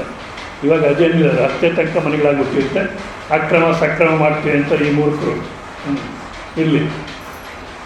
ಆ ಕಟ್ಟೆ ಮೇಲೆ ಒಬ್ಬ ಮುದುಕ ಕೋಲು ಉಟ್ಕೊಂಡು ಅಳ್ತಾ ಇದ್ದಾನೆ, ಕೂತಿದ್ದಾನೆ, ಕಣ್ಣಲ್ಲಿ ನೀರು ಬರ್ತಾ ಇದೆ, ಪಾಪ ಗೋಳಾಡ್ತಿದ್ದಾರೆ. ನಾರ್ಮಲ್ ಅಂದ್ಕೊಳ್ತಾರೆ ಇವನಾದರೂ ಬರ್ತಾನೆ ಅಂದ್ಬಿಟ್ಟು ಕಣ್ಣಲ್ಲಿ ನೀರು ಬರ್ತೀವಿ, ಗೋಳಾಡ್ತೇನೆ, ಇವನಾದರೂ ಬರ್ತಾನೆ ಅಂದ್ಬಿಟ್ಟು, ಏನು ತಾತ ಯಾಕೆ ಸಂಕಟ ಮಾಡ್ತಿದ್ದ, ಏನಪ್ಪ ನೋಡಿ ಇವ್ರಿಗೋಸ್ಕರ ಎಷ್ಟು ಕಷ್ಟಪಟ್ಟೆ, ಇವತ್ತಿಂದ ಹೆಂಡತಿ ಮಕ್ಕಳು ಒಂದಾಗ್ಬಿಟ್ಟು ನನ್ನ ಆಚೆ ಹಾಕಿದ್ದಾರೆ, ನಿಂಗೆ ಅನ್ನ ಹಾಕಲ್ಲ ಒಳಗೆ ಬರಬೇಡ ಅಂತಾರೆ, ಇವ್ರಿಗೋಸ್ಕರ ಎಷ್ಟು ಕಷ್ಟಪಟ್ಟೆ ನಾನು. ಇನ್ನೊಬ್ಬ ಸಿಗ್ದ ಗಿರಾಕಿ, ಇವಾಗ ಇವನಾದರೂ ಬರ್ತಾನೆ ವೈಕುಂಠಕ್ಕೆ, ಯಾಕೆಂದರೆ ನಾನು ಶ್ರೀಮನ್ ನಾರಾಯಣ ಹೇಳಿ ಬಂದಿದ್ದೀನಿ, ಇವನಾದರೂ ಬರ್ತಾನೆ, ಯಾರನ್ನು ಕರ್ಕೊಂಡೋಗಿದ್ದಾರೆ, ನನ್ನ ಮಾತಿಗೆ ಬೆಲೆನೇ ಇರಲ್ಲ ಅಂದ್ಬಿಟ್ಟು ಸಿಗ್ತಾ ಒಬ್ಬ ಗಿರಾಕಿ ಅಂತ, ತಾತ ಬಿಟ್ಬಿಡು, ಅವ್ರು ಏನನ್ನ ಮಾಡ್ಕೊಂಡೋಗಿ ಅವ್ರು ಬಿಟ್ಬಿಡು, ನೀನು ವೈಕುಂಠಕ್ಕೆ ಕರ್ಕೊಂಡೋಗ್ತೀನಿ ಬಾ, ಅಲ್ಲಿ ಹಾಯಾಗಿರ್ತೀಯ, ಲಕ್ಷ್ಮೀನಾರಾಯಣ ದತ್ತ ಹಾಯಾಗಿರ್ತೀಯ. ನೀವೇನೋ ದೊಡ್ಡ ಮನುಷ್ಯರು ಅವ್ರ ಬುದ್ಧಿ ಹೇಳಿ ಸಮಾಧಾನ ಮಾಡ್ತೀರ ಅಂದರೆ ನನ್ನ ಸಂಸಾರನ ಬೇರೆ ಮಾಡ್ತೀರಾ, ನನ್ನ ಸಂಸಾರನ ಬೇರೆ ಮಾಡ್ತೀರ ನೀವು. ನಿಜ ಇಷ್ಟೇ ನಮ್ಮ ಕತೆ. ಅಲ್ಲೇ ಅಂದ್ಕೊಂಡು ಅಲ್ಲೇ ಗೋಳಾಡ್ಕೊಂಡು ಏಕೆ ಇಷ್ಟಪಡ್ತೀವಿ.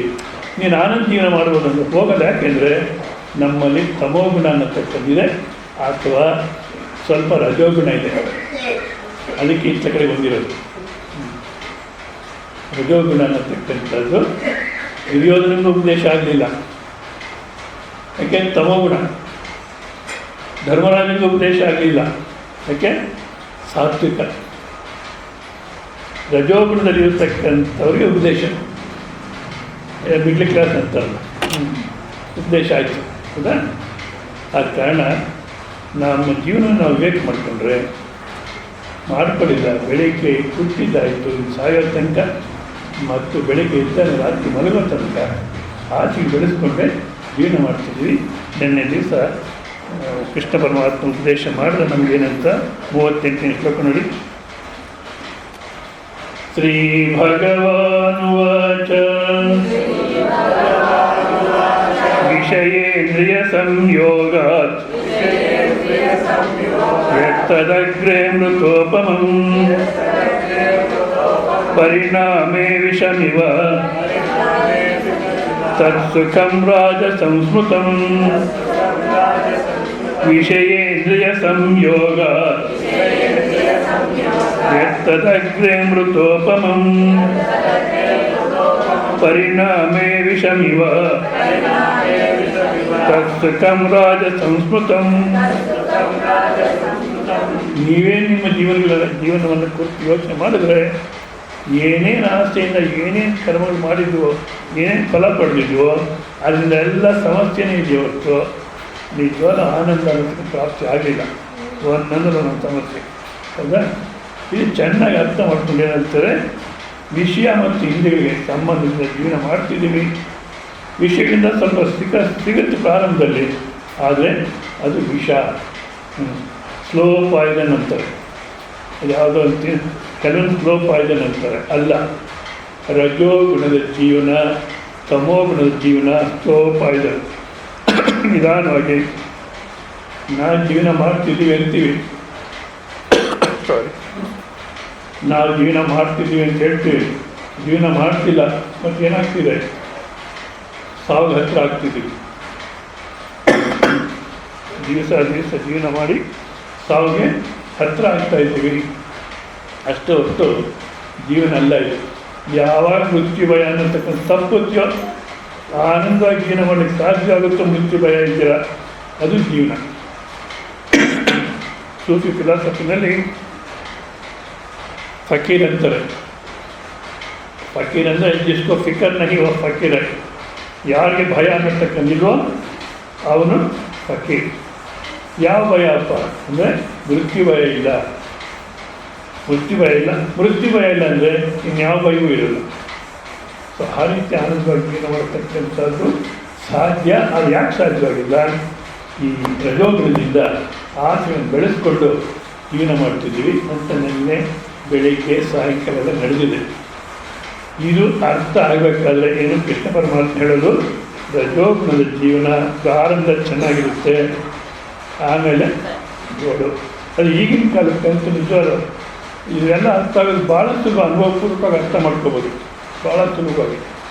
ಅದು ಯಾಕೆ ಜನಕ್ಕೆ ಬುದ್ಧಿ ಇಲ್ವೋ ಏನು ಎಂಟು ಸ್ವಲ್ಪ ಅರ್ಥ ಆಗೋಲ್ಲ. ಒಂದು ಯಾವುದನ್ನು ಪ್ರಸಂಗ ಹೇಳ್ತೀನಿ ನೋಡಿ. ಮದುವೆ ಸೆಟ್ ಆಯಿತು, ಆ ಹುಡುಗಿ ಸುಮ್ಮನೆ ಇದ್ಬಿಟ್ಲು. ಏನು ಹೇಳಿದ್ರೆ ಒಪ್ಕೊಂಡು ಸರಿ ಒಪ್ಪಿದಾರಂತ ಎಲ್ಲ ಮದುವೆ ಆಯ್ತು, ಎಲ್ಲ ಆಯಿತು. ಗೌರಿ ಪೂಜೆ ಕೊಡ್ತಾರೆ. ಗೌರಿ ಪೂಜೆಯಿಂದ ಕರ್ಕೊಂಬಂದು ಆ ಪೀಠದ ಮೇಲೆ ಕೂತ್ಕೊಂಡು ನಾನು ಒಲ್ಲೆ ಮಂಜುನ್ ನಾನು ಒಲ್ಲೆ ಅಂತ ಶುರು ಮಾಡಿದ್ರು. ಆ ಹುಡುಗಂತ ಮಂಜುನಾಥ ಅಂತ, ನಾ ಒಲ್ಲೆ ಮಂಜುನ್ ನಾ ಒಲ್ಲೆ ಎಲ್ಲ ಧಾರವಾಡ ಭಾಷೆ, ಹಂಗೆ ಬೇಡ ಅಂತ. ಏನಮ್ಮ ಇವಾಗಲೇ ಹೇಳೋದು ನೀನು? ಈ ಲಾಸ್ಟ್ ಮೂಮೆಂಟಲ್ಲಿ ಗೌರಿ ಪೂಜೆ ಮಾಡ್ಕೊಂಡು ಬಂದಿದೆ, ಈ ಮೂಮೆಂಟಲ್ಲಿ ಒಲ್ಲೆ ಅಂದರೆ ಏನು ಮನೆಗೆ ಅಂದರೆ ಇಲ್ಲ ನಂಗೆ ಬೇಡ. ಯಾಕಮ್ಮ? ನಮ್ಮ ಲವರ್ ಬಂದಿದ್ದಾನೆ, ಅವ್ರು ಕೊಟ್ಟು ಮದುವೆ ಮಾಡಿದ್ರೆ ಮಾಡ್ಕೊಡ್ತೀವಿ. ಯಾರು ಬಂದು ಕೂತ್ಯಾನೆ? ಯಾವ ಸೀರಿಯಲ್ ನೋಡಿ ಫ್ಯಾನ್ ಹಾಕಿದ್ರು ಗೊತ್ತಿಲ್ಲ, ಇಂಥವ್ರು ಬೇಕಾದಷ್ಟಿವೆ. ಪಾಪ ತಂದೆ ತಾಯಿ ಏನು ಒದ್ದಾಡ್ತಾರೆ ಈಗಿನ ಕಾಲಕ್ಕೆ ಅಂದರೆ ಕಣ್ಣಲ್ಲಿ ನೀರು ಬರುತ್ತೆ. ಬಂದೇನ ಅವನು ಸರಿ, ಅವನು ಲವರ್ ನಿಟ್ಕೊಂಡು ಬಂದು ಒಳಗೆಲ್ಲ ಚೆನ್ನಾಗಿ ಹೊಡೆದು. ಯಾವ ಸೀರಿಯಲಲ್ಲಿ ನೋಡಿದ್ದು ಅವನು ಎಷ್ಟು ಹೊಡೆದ್ರು ನೀವು ಎಷ್ಟು ಜನ ಹೊಡೀರಿ, ಆ ಹುಡುಗಿ ಕೊಟ್ಟು ನಾನು ಮದುವೆ ಆಗ್ತೀನಿ ಅಷ್ಟೇ. ಕೊನೆಗೆ ಮದುವೆ ಮಾಡಿಕೊಟ್ರು, ಆಮೇಲೆ ಡೈವರ್ಸ್ ಬಂತು. ಏನು ಸುಖ ಇದೆ? ಆದ ಕಾರಣ ಈ ಲೌಕಿಕದಲ್ಲಿ ಆಸೆ ಬೆಳೆಸ್ಕೊಳ್ತಾ ಹೋಗ್ಬಾರ್ದು. ಎಷ್ಟೇ ಆಸೆ ಬೆಳೆಸ್ಕೊಂಡ್ರು ಮತ್ತೆ ಮತ್ತೆ ಒದ್ದಾಡೋದು ಹೊರತು ಪ್ರಯೋಜನ ಇಲ್ಲ ಅಂದ್ಬಿಟ್ಟು ಮತ್ತೇನು ಮಾಡಬೇಕು? ಇರೋದು ಏನು ಪರಮಾತ್ಮ ಕೊಟ್ಟಿಯೋನು ಇವಾಗ ಅಷ್ಟೇ ಸಾಕು. ಪ್ರತಿಯೊಬ್ಬರಿಗೂ ಅವರವ್ರ ಪ್ರಾರಂಭ ಪ್ರಕಾರ ಕೊಟ್ಟಿರ್ತಾನೆ, ಅಷ್ಟೇ ಸಾಕು ಅಂತ ಸುಖಕ್ಕೆ ಪ್ರಯತ್ನ ಮಾಡಬೇಕು.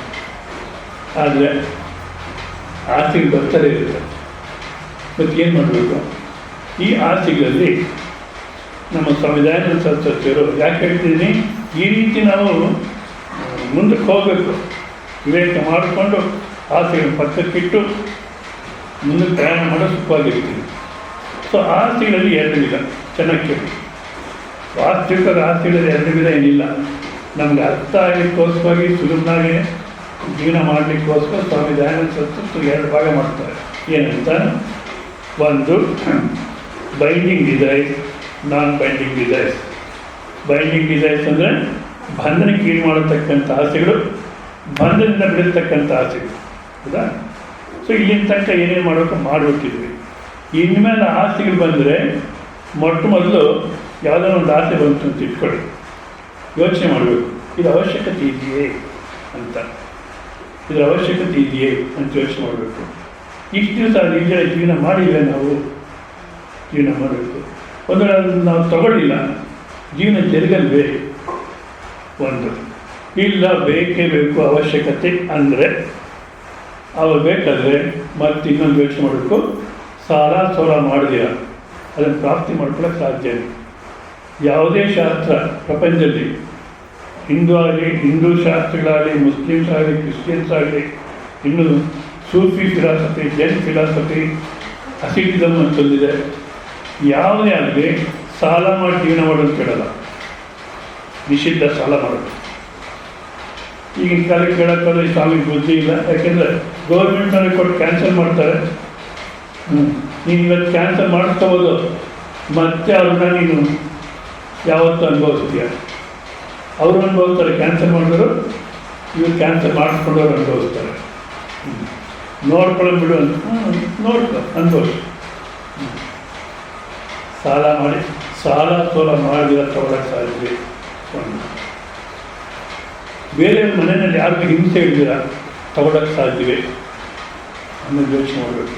ಅಂದರೆ ಅವಶ್ಯಕತೆ ಯೋಚನೆ ಮಾಡಬೇಕು. ಬೇಕಿಲ್ಲ, ಇಷ್ಟು ದಿವಸ ಜೀವನ ಮಾಡಿದ್ದೀವಿ, ಯಾಕೆ ಬೇಕು? ಒಂದು ಇಲ್ಲ ಅವಶ್ಯಕತೆ ಅಂದರೆ ಸಾಲ ಇದ್ರೆ ಮಾಡೋಕ್ಕಾಗುತ್ತೆ.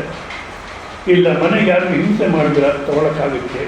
ಅಂತೆಲ್ಲ ಯೋಚನೆ ಮಾಡಿ ಅಂತ ತಗೋಬೇಕು. ಈ ರೀತಿ ಜೀವನ ಮಾಡೋಕ್ಕೆ ಶುರು ಮಾಡಿದ್ರೆ ಎಲ್ಲ ಆಸೆಗಳು ಬಿದ್ದೋಗ್ಬಿಡುತ್ತೆ, ಸಾಕಷ್ಟು ಆಸೆಗಳು ಬಿದ್ದೋಗ್ಬಿಡುತ್ತೆ. ಒಂದು ಎರಡನೇದು, ನಿಜವಾಗಿ ಇವೆಲ್ಲ ಬದಲಾಯಿಸ್ಕೊಂಡ್ರೇ ಅಧ್ಯಾತ್ಮ ಜೀವನ ಸರಿಯಾಗಿ ಬರ್ತೀವಿ ಹೊತ್ತು ಇಲ್ಲಿ ಸಾಧ್ಯ ಇಲ್ಲ. ಯಾಕೆ ನಾನು ನೋಡ್ತಾನೆ ಇರ್ತೀನಿ, ಹೇಳ್ತಿರ್ತಾರೆ ಸ್ವಾಮೀಜಿ ನನಗೇನು ಬೇಡ, ಗುರುಸೇವೆ ಶ್ರವಣ ಇಷ್ಟು ಬಿಟ್ಟರೆ ಇನ್ನೇನು ಬೇಡ ಅಂತ ಹೇಳ್ತಿರ್ತಾರೆ. ನಾನು ಅಂದ್ಕೊಳ್ತೀನಿ ಇಂಥ ಸಿಕ್ಕಿದ ಪುಣ್ಯ ಅಂತ. ಪ್ರವಚನ ಮುಗಿಸಿ 3 ತಿಂಗಳು ತಿಳ್ಕೊಂಡು ಮತ್ತೆ ಹೋಗೋ ಅಷ್ಟೊತ್ತಿಗೆ ಆಗಲೇ ಪ್ಲ್ಯಾನ್ ಹಾಕಿರ್ತಾರೆ, ಸಾಲ ಮಾಡಿ ಕಟ್ಟಾಕ.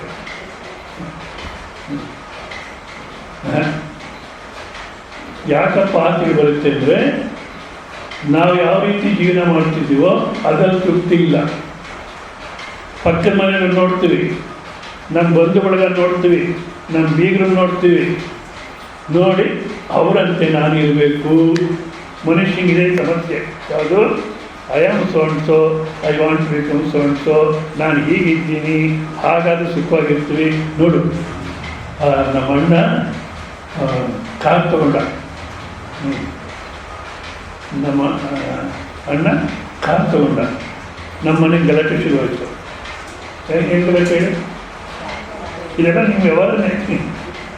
ಅಣ್ಣ ಕಾರ್ ತಗೊಂಡ, ನಮ್ಮ ಮನೆಗೆ ಗಲಾಟೆ ಶುರುವಾಯಿತು ಅಂತ ಇವರಿಗೂ ಶುರು ಮಾಡಿದ್ರು. ನೋಡಿರಿ, ನಿಮ್ಮ ಅಣ್ಣನ ಅದೇ ಆಫೀಸಲ್ಲಿ ಕೆಲಸ ಮಾಡ್ತಾರೆ, ನೋಡಿ ನೀವೇನೋ ಲಂಚ ತಗೋಬಾರ್ದು ಹಾಗೆ ಹೀಗೆ ಅಂತ ಸೈಕಲ್ ಮೇಲೆ ಓಡಾಡ್ತಿದ್ದೀರ, ಅವ್ನು ನೋಡಿ. ಅಂದರೆ ಬೇರೆಯವ್ರು ನೋಡಿ ಆಸೆ ಬೆಳೆಸ್ಕೊಡ್ತೀವಿ, ಬೇರೆಯವ್ರು ನೋಡಿ ಆಸೆ ಬೆಳೆಸ್ಕೊಡ್ತೀವಿ. ನಮಗೆ ತಯಾರು ಮಾಡೋದು ಹೀಗೆ ತಯಾರು ಮಾಡ್ತಾರೆ. ಅವ್ರು ನೋಡು ಎಷ್ಟು ಚೆನ್ನಾಗಿ ಓದ್ಕೊಡ್ತಾನೆ, ಕಂಪ್ಯಾರಿಸನ್ ಬೀಳ್ಸ್ತಾರೋ, ಇನ್ನೊಬ್ಬರು ನಾವು ಹೋಲಿಕೆ ಮಾಡಿಕೊಂಡ್ರೆ ದುಃಖ ಬರುತ್ತೆ, ಹಾಗೆ ತಯಾರು ಮಾಡ್ತಾರೆ. ನೋಡು ಅವನು ಎಷ್ಟು ಚೆನ್ನಾಗಿ ಓದ್ತಾನೆ ಅಂತ. ಸರಿ, ಅವನು ನೋಡಿ ಇವನು ಓದಬೇಕು. ಆಮೇಲೆ ಅವ್ನು ನೋಡಿ ಎಂಥ ಕೆಲಸಕ್ಕೆ ಸೇರ್ಕೊಂಡು ನೀನು ಇದೆ ದಡ್ಡ ಅಂತಾರೆ, ಅವನ ಥರ ಕೆಲಸಕ್ಕೆ ಸೇರ್ಕೋಬೇಕು. ಈ ರೀತಿ ಎಷ್ಟು ಮುಂದಕ್ಕೆ ಹೋಗಿ ಇನ್ನೊಬ್ಬ ಕಾಣ್ತಿರ್ತಾನೆ, ಅಲ್ಲಿಗೆ ಆಸೆಗೆ ಬರ್ತಾನೆ ಇರುತ್ತೆ. ಹೌದಾ? ಆದ ಕಾರಣ ನನಗೆ ಹೇಗೆ ಬೇಕೋ ಪರಮಾತ್ಮ ನನಗೆ ಎಷ್ಟು ಕೊಡ್ತೀನೋ ಆ ಥರ ಜೀವನ ಮಾಡ್ತೀನಿ. ಬಸ್ ಇನ್ನೊಬ್ರು ನೋಡೋಕ್ಕೆ ಹೋಗ್ಬೇಕಲ್ಲ. ಭಾರತ ದೇಶದಲ್ಲಿ ಜಾಸ್ತಿ ಏನು ಅವ್ರ ಥರ ಇರಬೇಕು, ಅವ್ರ ಥರ ಇರಬೇಕು, ಮತ್ತು ಅವ್ರೇನು ಅಂದ್ಕೊಳ್ತಾರೋ, ನನಗೆ ಹೋಗ್ಬಿಟ್ಟು ಅವ್ರೇನು ಅಂದ್ಕೊಳ್ತಾರೋ, ಬಾಡಿಗೆಗೆ ತೊಗೊಂಡು ಉಮಾ ಗೋಲ್ಡು ಅಲಂಕಾರ ಮಾಡಿಕೊಂಡು ರಿಸೆಪ್ಷನ್ಗೆ ಹೋಗ್ತಾರೆ. ಯಾಕೆ ಬೇರೆ ನಮಗೆ ಚೆನ್ನಾಗಿ ಯಾಕೆ ರಾಮಾಯಣ ಒಂದು ಸಲ ಮಾಮೂಲಾಗಿ ಹೋಗು, ಆಮೇಲೆ ಅವರು ಅಷ್ಟೇ ಪಾಪ ಸರಳ ಹಾಗೆ ಬರ್ತಾರೆ, ಸುಮ್ಮನೆ ಆಗಿಬಿಡ್ತಾರೆ. ನಾವು ನಮಗೋಸ್ಕರ ಜೀವನ ಮಾಡೋಲ್ಲ, ಬೇರೆಯವ್ರಿಗೋಸ್ಕರ ಜೀವನ ಮಾಡ್ತೀವಿ. ಬೇರೆಯವ್ರಿಗೋಸ್ಕರ ಜೀವನ ಮಾಡೋದಕ್ಕೆ ಆಸೆ ಬೆಳೆಸ್ಕೊಡ್ತೀವಿ, ಸಾಲ ಮಾಡ್ತೀವಿ, ಒದ್ದಾಡ್ತೀವಿ. ನಾನು ಎಷ್ಟು ಬೇಕೋ ಅಷ್ಟಲ್ಲಿ ಇದ್ದೀನಿ. ಬಸ್ ಇದೊಂದು. ಮತ್ತು ನಾವು ಆ ರೀತಿ ನೀವು ಕೇಳ್ತಿದ್ದೀರ, ನಿರಂತರ ಸ್ವಲ್ಪ ದಿವಸ ಕೇಳಿದ್ರೆ ಅನಿಸುತ್ತೆ ನಿಮಗೆ, ಅವತ್ತು ಒಂದು ದಿವಸ ಬಂದರೆ ಏನಾಗುತ್ತೋ ಇಲ್ಲೋ, ನಿರಂತರ ಕೇಳಿದ್ರೆ ಅನಿಸುತ್ತೆ ಬೇಡಪ್ಪ, ಯಾವ ಆಸೆನೂ ಬೇಡ ಅಂತ. ನಮ್ಮ ಬಂಧು ಬಳಗ ಬಿಡಲ್ಲ, ಬಂಧು ಬಳಗ ಬಿಡಲ್ಲ. ಏನಂತಾರೆ, ಏನೋ ಒಂದು ಉದ್ದೇಶ ಮಾಡ್ತಾರೆ. ಭಾಳಷ್ಟು ಹೇಳ್ತಾರೆ, ಸ್ವಾಮೀಜಿ ನಮಗೇನು ಬೇಕಿಲ್ಲ, ಸ್ವಾಮಿ ನಮಗೇನು ಬೇಕಿಲ್ಲ, ನಮ್ಮ ಅಮ್ಮ ಬಿಡಲಿಲ್ಲ, ನಮ್ಮ ತಂದೆ ಬಿಡಲಿಲ್ಲ ಅಂತ. ಕಾಂಕ್ಷೆಗಳ ಉಪದೇಶ ಬಂಧು ಸಕಲ ಉಪದೇಶ, ಚೆನ್ನಾಗಿ ಕೇಳಿ. ಕಾಂಕ್ಷೆಗಳ ಬೋಧಿಸುವ ಬಂಧು ಸಕಲ ಉಪದೇಶ ಮ್ಯಾಕ್ಬೆತ್ತನಿಗೆ ಯಕ್ಷನಿಗೆ ಬೋಧಿಸಿದಂತೆ. ಸ್ಕಾಟ್ಲ್ಯಾಂಡಲ್ಲಿ ಅಂಡನ್ ಅಂತ ಒಬ್ಬ ರಾಜ ಇರ್ತಾನೆ, ಅವನ ಸೈನ್ಯಾಧಿಪತಿ ಮ್ಯಾಕ್ಬೆತ್ ಅಂತ. ಅವನ ಸೈನ್ಯಾಧಿಪತಿ ಪಕ್ಕದ ರಾಜ್ಯಕ್ಕೆ ಯುದ್ಧಕ್ಕೆ ಕಳಿಸ್ತಾನೆ ರಾಜ. ಇದನ್ನು ಗೆದ್ದು ಬಿಡ್ತಾನೆ. ಗೆದ್ದು ವಾಪಸ್ ಬರ್ತಿರ್ಬೇಕಾದ್ರೆ 3 ಜನ ಯಕ್ಷಿಣಿಯರು ಅವನ ಉದ್ದೇಶ ಮಾಡ್ತಾರಂತೆ. 3 ಜನ ಯಕ್ಷಿಣಿಯರು ಆಮೇಲೆ ಯಾವುದು ಅಂತ ನೋಡೋಣ, 3 ಯಾಕೆ ತಗೊಂಡಿರೋದು. 3 ಜನ ಯಕ್ಷಿಣಿಯರು ಉದ್ದೇಶ ಮಾಡ್ತಾರೆ. ಏನಂತ, ಏಯ್ ನೀನು ಗೆದ್ದಿದೀಯಾ, ಮತ್ತೆ ತಗೊಂಡಿಗೆ ಅವನಿಗೆ ಯಾಕೆ ರಾಜ್ಯ ಹ್ಯಾಂಡ್ ಓವರ್ ಮಾಡ್ತೀಯಾ, ನೀನೇ ರಾಜನಾಡು ಅಂತ. ಸರಿ, ಆ ಉಪದೇಶ ಅಂಥ ಉಪದೇಶದ ಬೇಗ ತಲೆಗೆ ಹೋಗುತ್ತೆ. ಅವ ಏನು ಮಾಡ್ತಾನೆ, ಮ್ಯಾಕ್ಬೆತ್ತು ಹೋಗಿ ಇವನು ಸಾಯಿಸ್ಬಿಡ್ತಾನೆ, ಅಂಡನ್ ಅನ್ನತಕ್ಕ ರಾಜನ ಸಾಯಿಸ್ಬಿಟ್ಟು ಇಡೀ ರಾಜ್ಯಕ್ಕೆ ತಾನೇ ಅಧಿಕಾರಿ ಆಗ್ತಾನೆ. ಈ ರಾಜ ಹತ್ಯೆ ಜನಕ್ಕೆ ಸರಿ ಹೋಗಲ್ಲ. ಆಮೇಲೆ ಮ್ಯಾಕ್ಬೆತ್ ಎಷ್ಟು ಒದ್ದಾಡ್ತಾನೆ ಅಂದರೆ ಇಡೀ ಜೀವನ ಎಲ್ಲ ಸಾಯುತ್ತಕ್ಕೆ ಒದ್ದಾಡ್ತಾನೆ. ಯಾಕೆ, ಆ ಯಕ್ಷಣಿಯಲ್ಲಿ ಉದ್ದೇಶ ಮಾಡಿದ್ರಲ್ಲ ಅದನ್ನು ಕೇಳಿದ್ದಕ್ಕೆ. ನಮ್ಮ ಬಂಧುಗಳ ಉದ್ದೇಶ ಎಲ್ಲ ಅಷ್ಟೇ. ನಮಗನ್ಸುತ್ತೆ ವಾತ್ಸಲ್ಯ ಇದ್ದೇನು ಸುಖ, ಉತ್ಸಾಹವಿದ್ದೇನು, ಅಕ್ಷಿ ನಿರ್ಮಲವೇನು. ಮಂಕುತಿಮ್ಮ ಅವರು ವಾತ್ಸಲ್ಯ ಇದೆ ನಮ್ಮ ಮೇಲೆ, ಅದಕ್ಕೋಸ್ಕರ ಉಪದೇಶ ಮಾಡ್ತಾರೆ. ಹೌದಾ? ಅವ್ರಿಗೆ ಉತ್ಸಾಹ ಇದೆ, ಅದಕ್ಕೋಸ್ಕರ ಉಪದೇಶ ಮಾಡ್ತಾರೆ. ಆದರೆ ಅಕ್ಷಿ ನಿರ್ಮಲವೇನು, ಅವ್ರ ದೃಷ್ಟಿ ನಿರ್ಮಲವಾಗಿದೆಯೋ. ಅವರೇ ತಮೋಗುಂಡ ಜೀವನ ಮಾಡ್ತಾರೆ, ಅವರೇ ರಜೋಗುಂಡ ಜೀವನ ಮಾಡ್ತಾರೆ. ಅವರು ನಮಗೇನು ಉಪದೇಶ ಮಾಡ್ತಾರೆ? ಅವರು ಏನು ಜೀವನದಲ್ಲಿ ಅನುಭವಿಸಿರಬೇಕ, ಆ ಕಷ್ಟವನ್ನು ನೋಡಿದಿರ ನೀನು ಹಾಗೆ ಇರು ಅಂತಾರೆ. ಆದ ಕಾರಣ ಬಂಧು ಬಳಗ ಉಪದೇಶ ಮಾಡೋದನ್ನು ಇದನ್ನು ನಾವು ಸಿಗಾಕ್ಕೊಳ್ತೀವೋ ಏನೋ ಯೋಚನೆ ಮಾಡಬೇಕು. ಸಿಗಾಕ್ಕೊಂಡು ಮತ್ತೆ ಒದ್ದಾಡೋದಾಕೆ ಯೋಚನೆ ಮಾಡಬೇಕು. ಭಾಳಷ್ಟು ಜನ ಉಪದೇಶ ಮಾಡೋದು ನನಗೂ ಈಗ ಉಪದೇಶ ಮಾಡ್ತಿರ್ತಾರೆ. ಒಂದು ಕಾರ್ ಇಟ್ಕೊಳ್ಳಿ, ಒಂದು ಕಾರ್ ಇಟ್ಕೊಳ್ಳಿ, ಒಬ್ಬ ಶಿಷ್ಯನ ಜೊತೆಗೆ ಇಟ್ಕೊಳ್ಳಿ, ಒಬ್ಬರೇ ಓಡಾಡಿದ್ರೆ ಹಾಗೆ ಅಂತ.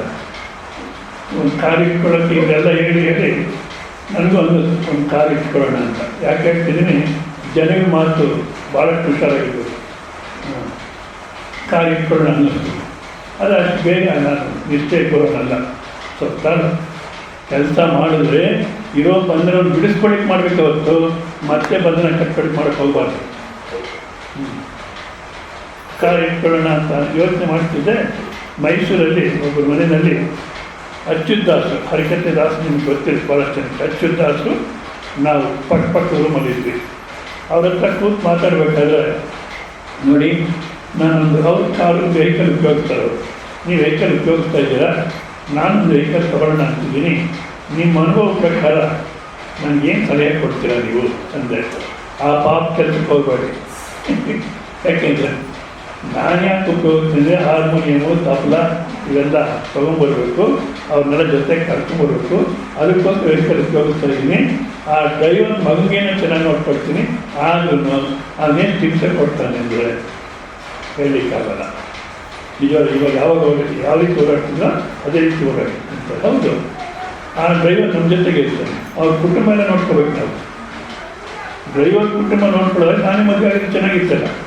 ಹೌದು, ಅದು ಬಿಟ್ಟು ಇನ್ಯಾವುದೋ ಕುಟುಂಬ ನೋಡ್ಕೊಂಡ್ರೆ ಸನ್ಯಾಸಿ ಒಂದು. ಮತ್ತು ಈ ಒಂದು ವಾರ ಇಲ್ಲಿ 35 ದಿವಸ ಇರ್ತೀನಿ. ಅವನ ಪ್ರವಚನದಲ್ಲಿ ಇಂಟ್ರೆಸ್ಟ್ ಇಲ್ಲ. ಅವ್ನು 35 ದಿವಸ ಏನು ಮಾಡಬೇಕು? ಹೋಗ್ತಾನೆ, ಎಲ್ಲ ಒಂದು ಕಡೆ ದುಡ್ಡು ಸಂಪಾದಿಸ್ಕೊಡ್ತಾನೆ, ಟ್ಯಾಕ್ಸಿ ಓಡಿಸಿ, ಮತ್ತು ಯಾವುದೋ ಒಂದು ಪಾಠ ಮಾಡಿಬಿಡ್ತಾನೆ. ಆ ಪಾಠ ಕೆಟ್ಟೋಗಿದೆ ಅಂತ ಬರ್ತಾನೆ, ಮತ್ತು ನಾವು ದುಡ್ಡು ಕೊಟ್ಟಿರ್ತೇವೆ. ಯಾಕೆ ರಾಮಾಯಣ? ಹೌದು, ಆದ ಕಾರಣ ಒಂದು ವೇಳೆ ನಾವೇನಾದ್ರು ಅಂತ ಏನು ಮಾಡಿದ್ದೀವಿ, ಇನ್ಮೇಲೆ ನಾವು ಮಾಡೋಕ್ಕೋದ್ರೆ ಆಸೆಗಳು ಬೆಳೆಸ್ಕೋಬಾರ್ದು, ಬೇರೆಯವ್ರ ಮಾತು ಕೇಳಿ ಮಾಡೋಕ್ಕೋಗ್ಬಾರ್ದು. ನಾವೇ ಚೆನ್ನಾಗಿ ಯೋಚಿಸ್ಬೇಕು. ಮ್ಯಾಕ್ ಬರ್ತಾನೆ ಕಾಂಕ್ಷೆ ಬೋಧಿಸ ಬಂಧಿಸಿದ ಉಪದೇಶ ಮ್ಯಾಕ್ ಬರ್ತಾನೆ ಯಕ್ಷಣಿಗೆ ಬೋಧಿಸಿದಂತೆ. ವಾತ್ಸಲ್ಯವಿದ್ದೇನು, ಉತ್ಸಾಹವಿದ್ದೇನು, ಅಕ್ಷಿ ನಿರ್ಮಲವೇನು. ಮಂಕುತಿಮ್ಮ ಅವ್ರಿಗೆ ಒಳ್ಳೆ ದೃಷ್ಟಿ ಇದೆಯೋ. ಯಾರೋ ಮಹಾತ್ಮರಿಗೆ ಅವ್ರ ತಂದೆ ಮದುವೆ ಮಾಡ್ಕೊ ಅಂತ ಹೇಳೋಲ್ಲ. ಯಾಕೆಂದರೆ ಭಾಳ ಬುದ್ಧಿವಂತ ಹುಡುಗ, ನಾವು ಆ ಮಾರ್ಗಕ್ಕೆ ಹೋಗೋಕ್ಕಾಗಲಿಲ್ಲ, ಅಧ್ಯಾತ್ಮ ಆಗಲಿಕ್ಕೆ ಭಾಳ ಬುದ್ಧಿವಂತ ಅಂತ ತಂದೆ ಹೇಳಕ್ಕೆ ಹೋಗಲಿಲ್ಲ. ಈ ಬಂಧು ಬಳಗ ಏನು ಮಾಡ್ತಾರೆ, ಅವ್ರ ತಾಯಿಗೆ ಹೇಳ್ತಾರೆ, ನೀನನ್ನು ಹೇಳು, ನಿಮ್ಮ ಯಜಮಾನ್ ಹೇಳಿಲ್ಲ ಅಂದರೆ ನೀನನ್ನು ಮದುವೆ ಮಾಡ್ಕೊಬೇಕು ಹೇಳು ಅಂತ. ಅವರು ಇಡೀ ಪ್ರಪಂಚನ ವಿರೋಧ ಮಾಡ್ಕೊಂಡಿದ್ದಾರೆ. ಆದರೆ ತಂದೆ ತಾಯಿ ಮಾತು ಯಾವತ್ತೂ ಇದಾಗಲಿಲ್ಲ. ಅದಕ್ಕೆ ತಾಯಿಗೆ ಬೇಡಮ್ಮ ಅಂದರೆ ಎಲ್ಲಿ ನೋವು ತಿಂತಾಳೋ ಅಂತ, ಅಮ್ಮ ನೀನು ಯೋಚನೆ ಮಾಡು, ನೀನು ಮದುವೆ ಮಾಡಿಕೊಂಡು ಸುಖವಾಗಿದ್ದೀಯಾ, ನೀನು ಯೋಚನೆ ಮಾಡು. ಯಾವಾಗ ಆನಂದವಾಗಿ ಜೀವನ ಮಾಡ್ತಿದ್ದೀನಿ ನಾನು, ಮದುವೆ ಆದಾಗಿಂದ ಆನಂದವೇ, ಇವತ್ತು ಆನಂದ ಅಂದರೆ ನನಗೆ ಹೇಳು, ನಾನು ಮದುವೆ ಆಗ್ತೀನಿ. ಅಲ್ವಾ, ನೀನು ಮದುವೆ ಆಗೋದು ನನ್ನ ತಲೆ ಕೆಡಿಸ್ತೀಯ? ಇಲ್ಲಮ್ಮ, ತಲೆ ಕೆಡಿಸ್ತಿಲ್ಲ, ನೀನು ಚೆನ್ನಾಗಿ ಯೋಚನೆ ಮಾಡಮ್ಮ, ಯೋಚನೆ ಮಾಡಿ ನನಗೆ ಹೇಳಮ್ಮ ಅಂತಾರೆ. ಆಕೆ ಬೇಡ, ಈ ರಾಮಾಯಣದಲ್ಲಿ ಒತ್ತಾಡೋದು ಅವನು ಹಾಗೆ ಇಟ್ಕೊಳ್ಳಿ ಅಂತ ಸುಮ್ಮನಾಗ್ಬಿಡ್ತಾರೆ. ಅಂದಾಗ ಏನು ಹೇಳ್ತಿದ್ದೀನಿ, ಯಾರನ್ನ ಸಲಹೆ ಕೊಟ್ಟರು ಆಸೆ ಪಡಿಸ್ಕೊಳಕ್ಕೆ ಹೋಗಬಾರ್ದು. ನಾವು ಆಸೆ ಪಡಿಸ್ಕೊಳಕ್ಕೆ ಹೋಗಬಾರ್ದು, ಬೇರೆಯವ್ರ ಸಲಹೆಯಿಂದ ಆಸೆ ಪಡಿಸ್ಕೊಳಕ್ಕೆ ಹೋಗಬಾರ್ದು, ವಿರೋಧ. ಮತ್ತು ಪ್ರಾಪಂಚಿಕದಲ್ಲೇ ಜೀವನ ಮಾಡ್ತಿರ್ತಕ್ಕಂಥವ್ರ ಜೊತೆಯಲ್ಲಿ ಹೆಚ್ಚು ಸಂಪರ್ಕ ಇರಬಾರ್ದು. ಭಗವದ್ಗೀತೆಯಲ್ಲಿ 13ನೇ ಅಧ್ಯಾಯದಲ್ಲಿ ಅಮಾನಿತ್ವ ಮದನ್ಮಿತ್ವ ಅಹಿಂಸಾ ಕ್ಷಾಂತಿರಾಜ ಆಚಾರ್ಯ ಉಪಾಸನ ಶೌಚ ಸೈನ್ಯ ಮಾತು ನಿಗ್ರಹ ಇಂದ್ರಿಯಾದೇಶ ವೈರಾಗ್ಯ ಮನಂಕಾರ ಯೋಚ ಜನ್ಮ ಮೃತ್ಯು ಜರ ವ್ಯಾಧಿ ದುಃಖ ದೋಷಾನು ದರ್ಶನ ಅಸಕ್ತಿರ ಅನವೀಕ್ಷಣ್ಯ ಪುತ್ರಧಾರ ಗೃಹಾದಿಚು ನಿತ್ಯಂತ ಸಮಚಿತ್ತಂ ಇಷ್ಟಾನಿಷ್ಟೋಪನಿತು ಮೈಚಾನ್ಯ ಯೋಗೇನ ಭಕ್ತರಾಗಿ ವಿಚಾರಣೆ ನಿರುತ್ತದೇಶ ಅರಸಿ ಜನ ಸಂಸದಿ ಜನಗಳ ಮಧ್ಯೆ ಇರಬಾರದು. ಜನಗಳ ಮಧ್ಯೆ ಇರಬಾರ್ದು ಅಂದರೆ ಕೇವಲ ಲೌಕಿಕದಲ್ಲೇ ಜೀವನ ಮಾಡತಕ್ಕಂಥ ಜೊತೆಗೆ ಇರಬಾರ್ದು. ಯಾಕಪ್ಪ ಅಂದರೆ ಅವರ ಸಂಪರ್ಕದಿಂದ ನಮ್ಮ ಮಾರ್ಗವನ್ನು ಕೆಳಗೆ ನಮ್ಮ ಆಸೆ ಆಕಾಂಕ್ಷೆ ಜಾಸ್ತಿ ಆಗುತ್ತೆ. ಹೌದಾ? ಇದರಲ್ಲಿ ಭಾಗವತನ ಪ್ರಸಂಗ ಬರುತ್ತೆ. ಸೌರಭಿ ಅನ್ನತಕ್ಕಂಥ ಮಹರ್ಷಿಗಳು ಸಮುದ್ರದ ಒಳಗಡೆ ಹೋಗಿ ತಪಸ್ಸು ಮಾಡ್ಕೊಂಡಿರ್ತಾರೆ. ಸಮುದ್ರದ ಒಳಗಡೆ ಆಗಿನ ಕಾಲಕ್ಕೆ ಸಮುದ್ರ ಒಳಗಡೆ ಹೋಗಿ ಜೀವನ ಮಾಡ್ತಿದ್ರು. ಈಗ ಭಾಳಷ್ಟು ಕಡೆ ಫಾರಿನ್ ಕಂಟ್ರೀಸಲ್ಲಿ ಸಮುದ್ರದಲ್ಲೇ ಸಿಟಿ ಕಟ್ಟಿದ್ದಾರೆ. ಸೊ ನಮ್ಮಲ್ಲೂ ಬರುತ್ತೆ ನಾವು ಇಲ್ಲಿ. ಆಗಿನ ಕಾಲಕ್ಕೆ ಸಮುದ್ರದಲ್ಲಿ ಹೋಗಿ ಯಾಕೆ ಈ ಪ್ರಪಂಚ ಕಲಿದ್ರೆ ಏನೋ ಒಂದು ಕಾಣುತ್ತೆ, ಮನಸ್ಸು ಚಂಚಲ ಆಗುತ್ತೆ ಅಂದ್ಬಿಟ್ಟು ಸಮುದ್ರದ ಒಳಗಡೆ ಹೋದರೆ ಅಲ್ಲಿ ಒಂದು 2 ಮೀನು, ಗಂಡು ಮತ್ತು ಹೆಣ್ಣು ಮೀನು ಜೊತೆಗಿದ್ದಿದ್ದು ನೋಡಿದ್ರು ಮಹರ್ಷಿಗಳು. ಜೊತೆಗಿದ್ದಿದ್ದು ನೋಡಿದ್ರೆ ಅಯ್ಯಯ್ಯೋ ಅಷ್ಟು ಆನಂದವಾಗಿರ್ಬೋದಾದರೆ ನಾನ್ಯಾಕೆ ಇಲ್ಲಿ ಬಂದೆ ಅಂದ್ಬಿಟ್ಟು ಮತ್ತೆ ಬಂದು ಅದು ಯಾವುದೋ ಒಬ್ಬ ರಾಜನ ಹತ್ರ ಹೋದರು. ಆ ರಾಜನಿಗೆ 50 ಜನ ಹೆಣ್ಮಕ್ಳು. ಮತ್ತೆ ಇವ್ರಿಗೆ ವಯಸ್ಸಾಗುತ್ತಿದೆ. ಯಾರಿಗೆ? ಮಹರ್ಷಿಗಳಿಗೆ. ಸೌರಭಿ ಅನ್ನತಕ್ಕಂಥ ಮಹರ್ಷಿಗಳು ಸಾಕಷ್ಟು ವಯಸ್ಸಾಗಿದೆ. ಇಷ್ಟು ವಯಸ್ಸನ್ನು ಒಪ್ತಾರೋ ಇಲ್ವೋ ಯಾರು ಹೆಣ್ಮಕ್ಳು ಅಂದ್ಬಿಟ್ಟು ಈ ಸಿದ್ಧಪುರುಷರು ಅವ್ರಿಗೆ ಭಾಳ ಯುವಕನಂತೆ ಕಾಣೋ ಥರ ಇವರು ಪರಿವರ್ತನೆ ಮಾಡಿಕೊಂಡ್ರು. 50 ಜನ ಹೆಣ್ಮಕ್ಳು ನೋಡಿದ್ರು. 50 ಜನ ಇವರನ್ನೇ ಮದುವೆ ಆಗಬೇಕು ಅಂತ ಹಠ ಹಿಡಿದ್ರು. ಸರಿ, ಆ ರಾಜ ಇನ್ನೇನು ಮಾಡೋಕ್ಕಾಗಿಲ್ಲ. 50 ಜನನ್ನು ಆ ಸೌರಭಿ ಮಹರ್ಷಿಗಳಿಗೆ ಮದುವೆ ಮಾಡಿಕೊಟ್ಟ. 50 ಜನದ ಜೊತೆ ಜೀವನ ಮಾಡಿದ್ರು. ನಿಮಗೆಲ್ಲ ಚೆನ್ನಾಗಿ ಅರ್ಥ ಆಗುತ್ತೆ ಗೃಹಸ್ಥರಿಗೆ. ಒಬ್ಬರ ಜೊತೆ ಜೀವನ ಮಾಡೋದೇ ಕಷ್ಟ, ಇನ್ನು 50 ಜನದ ಜೊತೆ ಜೀವನ ಮಾಡೋಕ್ಕೆ ಎಷ್ಟು ಕಷ್ಟಪಟ್ಟೆ ಪಾಪ. ಹೌದಲ್ಲ? ಯಾರು ಮುಲ್ಲಾ ನಜರುದ್ದೀನ್ ಅಂತ ಹೇಳ್ತಾರೆ. ಅವನ ಫ್ರೆಂಡ್ ಒಬ್ಬ ಬರ್ತಾನೆ. ನಮ್ಮ ಇವ್ರ ಜೊತೆಗೆ ಹೇಗೆ ಜೀವನ ಮಾಡಬೇಕು ಗೊತ್ತಿಲ್ಲ, ನಮ್ಮ ಶ್ರೀಮತಿಯ ಜೊತೆಗೆ ನಾನೇನೋ ಒಂದು ಮಾತಾಡಿದ್ರೆ ಆ ಮಾತು ಹಿಡ್ಕೊಂಡು ಅವತ್ತೆಲ್ಲ ನನಗೆ ತಲೆ ತಿನ್ಬಿಡ್ತಾಳೆ, ಏನು ಮಾಡಬೇಕು ಗೊತ್ತಿಲ್ಲ ಅಂತ ಮುಲ್ಲಾ ನಜರುದ್ದೀನ್ ಹೇಳ್ತಾರೆ. ಸೊಪ್ಪಿನ ನೀನು ಮಾತಾಡಿದ್ರೆ ಆಕೆ ಆ ಮಾತು ಹಿಡ್ಕೊಂಡು ಗಲಾಟೆ ಮಾಡ್ತಾಳೆ. ನೀನು ಮಾತಾಡಿದ್ರೆ ಅವತ್ತೇನು ಗಲಾಟೆ ಇಲ್ಲ, ಹಾಯಾಗಿರ್ಬೋದು. ನೋಡು ಬೀರ್ತೆ ನಿನ್ನ ಹತ್ರ ಇದೆ, ಸುಮ್ಮನಿದ್ದು ಬಿಡು, ಹಾಕ್ದಾಗ ತಿನ್ನು, ಸುಮ್ಮನಿರು. ನಮ್ಮನೆ ಪರಿಸ್ಥಿತಿ ಆಗಿದೆ ಅಂದರೆ ಮಾತಾಡಿದ್ರೆ ಯಾವುದೋ ಒಂದು ಮಾತು ಇಟ್ಕೊಂಡು ಅವತ್ತೆಲ್ಲ ಗಲಾಟೆ ಮಾಡ್ತಾಳೆ, ತಿಂತಾಳೆ. ಮಾತಾಡ್ದಿರ ಇದ್ದರೆ ಮದುವೆ ಮಾಡ್ಕೊಂಡು ಯಾಕೆ ದೇವ ಕೂತ್ಕೊಳ್ಳೋಕ್ಕೆ ಮಾತಾಡೋದು ಅಂತಾಳೆ. ನಿಂದು ಎಷ್ಟು ಮಾತಾಡಿದ್ರೆ ಸುಮ್ಮನಿರ್ಬೋದು. ನಾನು ಕೇಳು, ಹೆಂಗಸರು ಮಾತಾಡಿರ್ತಾರೆ, ಗಂಡಸರು ಅಷ್ಟೇ. ಏನೋ ಒಂದಕ್ಕೆ ಅಂದರೆ 50 ಜನ ಜೊತೆ ಜೀವನ ಮಾಡಬೇಕಾದ್ರೆ ಅವ್ರಿಗೆ ಅವಾಗ ಅಯ್ಯಯ್ಯೋ ಎಂಥ ಕೆಲಸ ಆಗೋಯ್ತು. 50 ಜನ ಜೊತೆ ಜೀವನ ಮಾಡಿ ಹೇಳ್ತಾರೆ, ಅಹೋ ಇಮಂ ಪಶ್ಯಮೇ ವಿನಾಶಂ, ಅಯ್ಯೋ ನನ್ನ ವಿನಾಶವನ್ನು ನೋಡಿ. ತಪಸ್ವಿನ ಸಚ್ಚರಿತವ್ರತಸ್ಯ, ತಪಸ್ ಮಾಡಿಕೊಂಡು ಒಳ್ಳೆ ಜೀವನದಲ್ಲಿ ಒಳ್ಳೆ ನಡವಳಿಕೆಯಲ್ಲಿ ಇದ್ದಂಥ ನನ್ನ ಪರಿಸ್ಥಿತಿ ಇವತ್ತು ಏನಾಗಿದೆ ನೋಡಿ. ಏನಾಯ್ತಪ್ಪ? ಅಂತರ್ಜಲೇವಾರಚರ ಪ್ರಸಂಗಾತ್, ಆ ನೀರಲ್ಲಿ ನಿದ್ದೆ ಮಾಡೋಣ. ಆ ನೀರಲ್ಲಿದ್ದಂಥ ಮೀನಿನ ವ್ಯವಹಾರ ನೋಡಿ ಮನ ಚಂಚಲವಾಯಿತು. ಅಂತರ್ಜಲೇವಾರಚರ ಪ್ರಸಂಗ ಪ್ರಚ್ಚಾವಿತಂ ಬ್ರಹ್ಮಚಿರಂ ಧೃತಂ ಯತ್, ಆ ನಿರಂತರ ಬ್ರಹ್ಮಚಿಂತನೆ ಮಾಡ್ಕೊಂಡಿರ್ತಕ್ಕಂಥ ನನಗೆ ಆ ಪ್ರಸಂಗ ನೋಡಿ ಮನಶ್ಚಂಚಲವಾಯಿತು. ಆಗಿ ಇವತ್ತು ದಿವಸ ನನ್ನ ಕತೆ ನೋಡಿ 50 ಜನಕ್ಕೆ ಒತ್ತಾಡಬೇಕಾದ್ರೆ ಓಯ್ಯಪ್ಪ. ಅದಕ್ಕೆ ಹೇಳ್ತಾರೆ, ಸಂಗಂ ತ್ಯಜೇತ ಮಿಥುನ ವ್ರತೀನ ಮುಮುಕ್ಷು ಮೋಕ್ಷ ಬೇಕು ಅನ್ನತಕ್ಕಂಥವ್ರು. ಸಂಗಂ ತ್ಯಜೇತ್ ಮಿಥುನ ವೃತ್ತಿನ, ಯಾರಾದ್ರೂ ಲೌಕಿಕ ವ್ಯವಹಾರದಲ್ಲಿ ಈ ಸ್ತ್ರೀ ಪುರುಷ ವ್ಯವಹಾರವೇ ಪ್ರಾಧಾನ್ಯ ಮಾಡ್ಕೊಂಡು ಜೀವನ ಮಾಡ್ತಿರ್ತಾರೋ ಅವ್ರ ಸಂಘದಲ್ಲಿ ಇರಬೇಡಿ. ಸರ್ವಾತ್ಮನ ವಿಸೃಜೇತ್ ಬಹಿರಿಂದ್ರಿಯಾಣಿ. ಈ ಬಾಕಿ ಇಂದ್ರಿಯಗಳು ಅಂದರೆ ನಮ್ಮ ಕಣ್ಣು, ಕಿವಿ, ಮೂಗು ಇವೆಲ್ಲ ಪಂಚ ಜ್ಞಾನೇಂದ್ರಿಯಗಳು ವಿಷಯಗಳು ನೋಡುತ್ತೆ. ಆ ಮನಸ್ಸಲ್ಲಿ ಆಸೆಯನ್ನು ತನಗೆ ಬರುತ್ತೆ. ಮತ್ತು ಕರ್ಮೆಯಿಂದ ಕರ್ಮಗಳನ್ನು ಮಾಡ್ತೀವಿ, ಭೋಗ ಅನುಭವಿಸ್ತೀವಿ. ಸರ್ವಾತ್ಮನ ಎಲ್ಲ ವಿಧದಲ್ಲಿ ಯೋಚನೆ ಮಾಡಿ ವಿಸೃಜೇತ್ ಬಹಿರಿಂದ್ರಿಯಾಣಿ. ಅನವಶ್ಯಕವಾಗಿ ಇಂದ್ರಿಯಗಳನ್ನು ಉಪಯೋಗಿಸಲಿಕ್ಕೆ ಹೋಗಬಾರ್ದು. ಏಕಶ್ಚರನ್ ರಹಸಿ ಚಿತ್ತಮನಂತ ಈಶೆ. ಏಕಶ್ಚರನ್ ಒಬ್ಬನೇ ಇರಬೇಕು. ಏಕಿ ಸುಖಿ.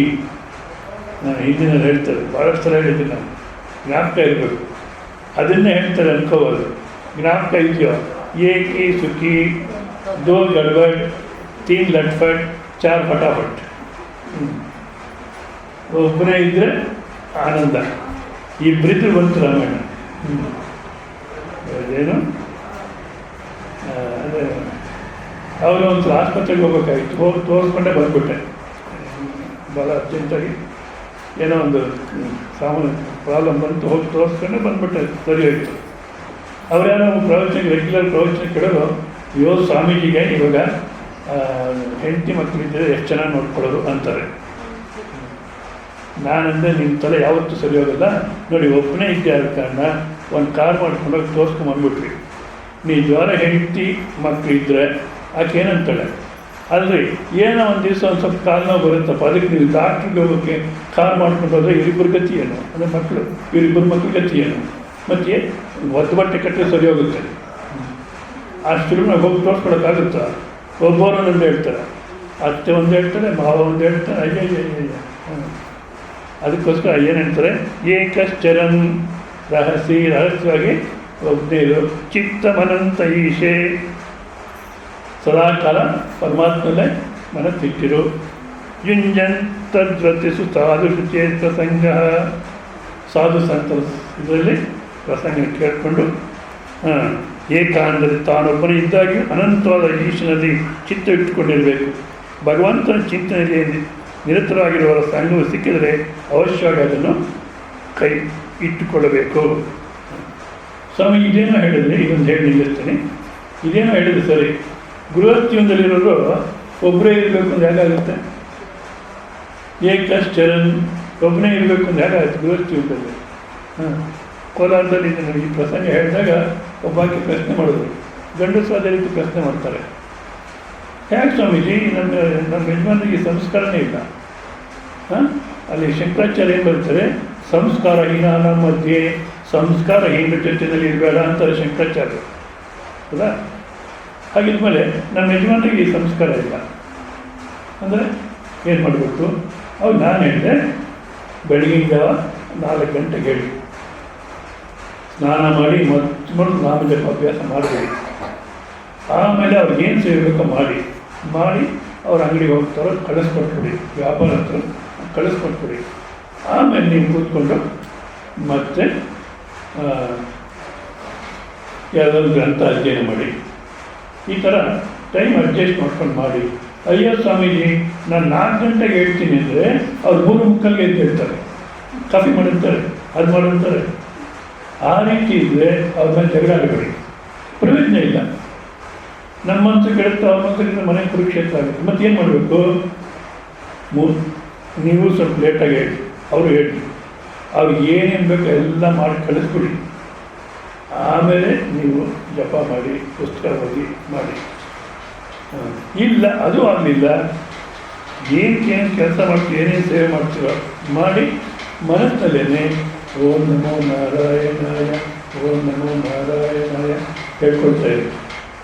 ಇಲ್ಲ ಗ್ರಂಥ ಏನು ಓದಿದ್ರೋ ಅದನ್ನು ಮನನ ಮಾಡ್ತಾ ಇರಿ. ಸಾಧ್ಯವಾಗುತ್ತಾ? ಇಲ್ಲ, ಏನೋ ನಮಗಿದ್ರಲ್ಲಿ ಆಸಕ್ತಿ ಬರಲ್ಲ ಅಷ್ಟೇ.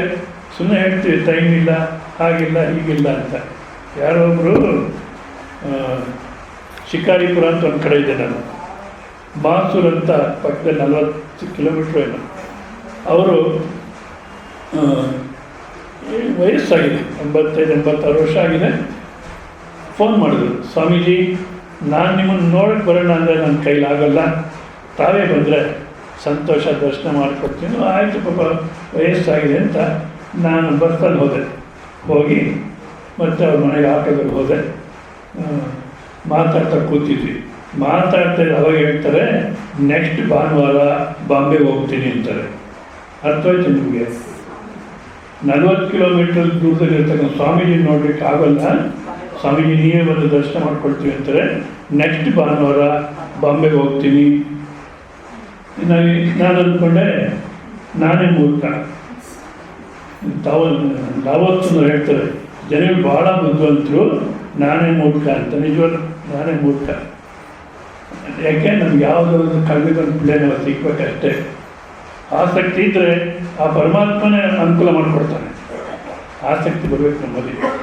ಅದ ಕಾರಣ ರಜೋಗುಣ ಅನ್ನತಕ್ಕಂಥದ್ದನ್ನ ಬಿಟ್ಟು ಸಾತ್ವಿಕ ಗುಣಕ್ಕೆ ಹೋಗಬೇಕು.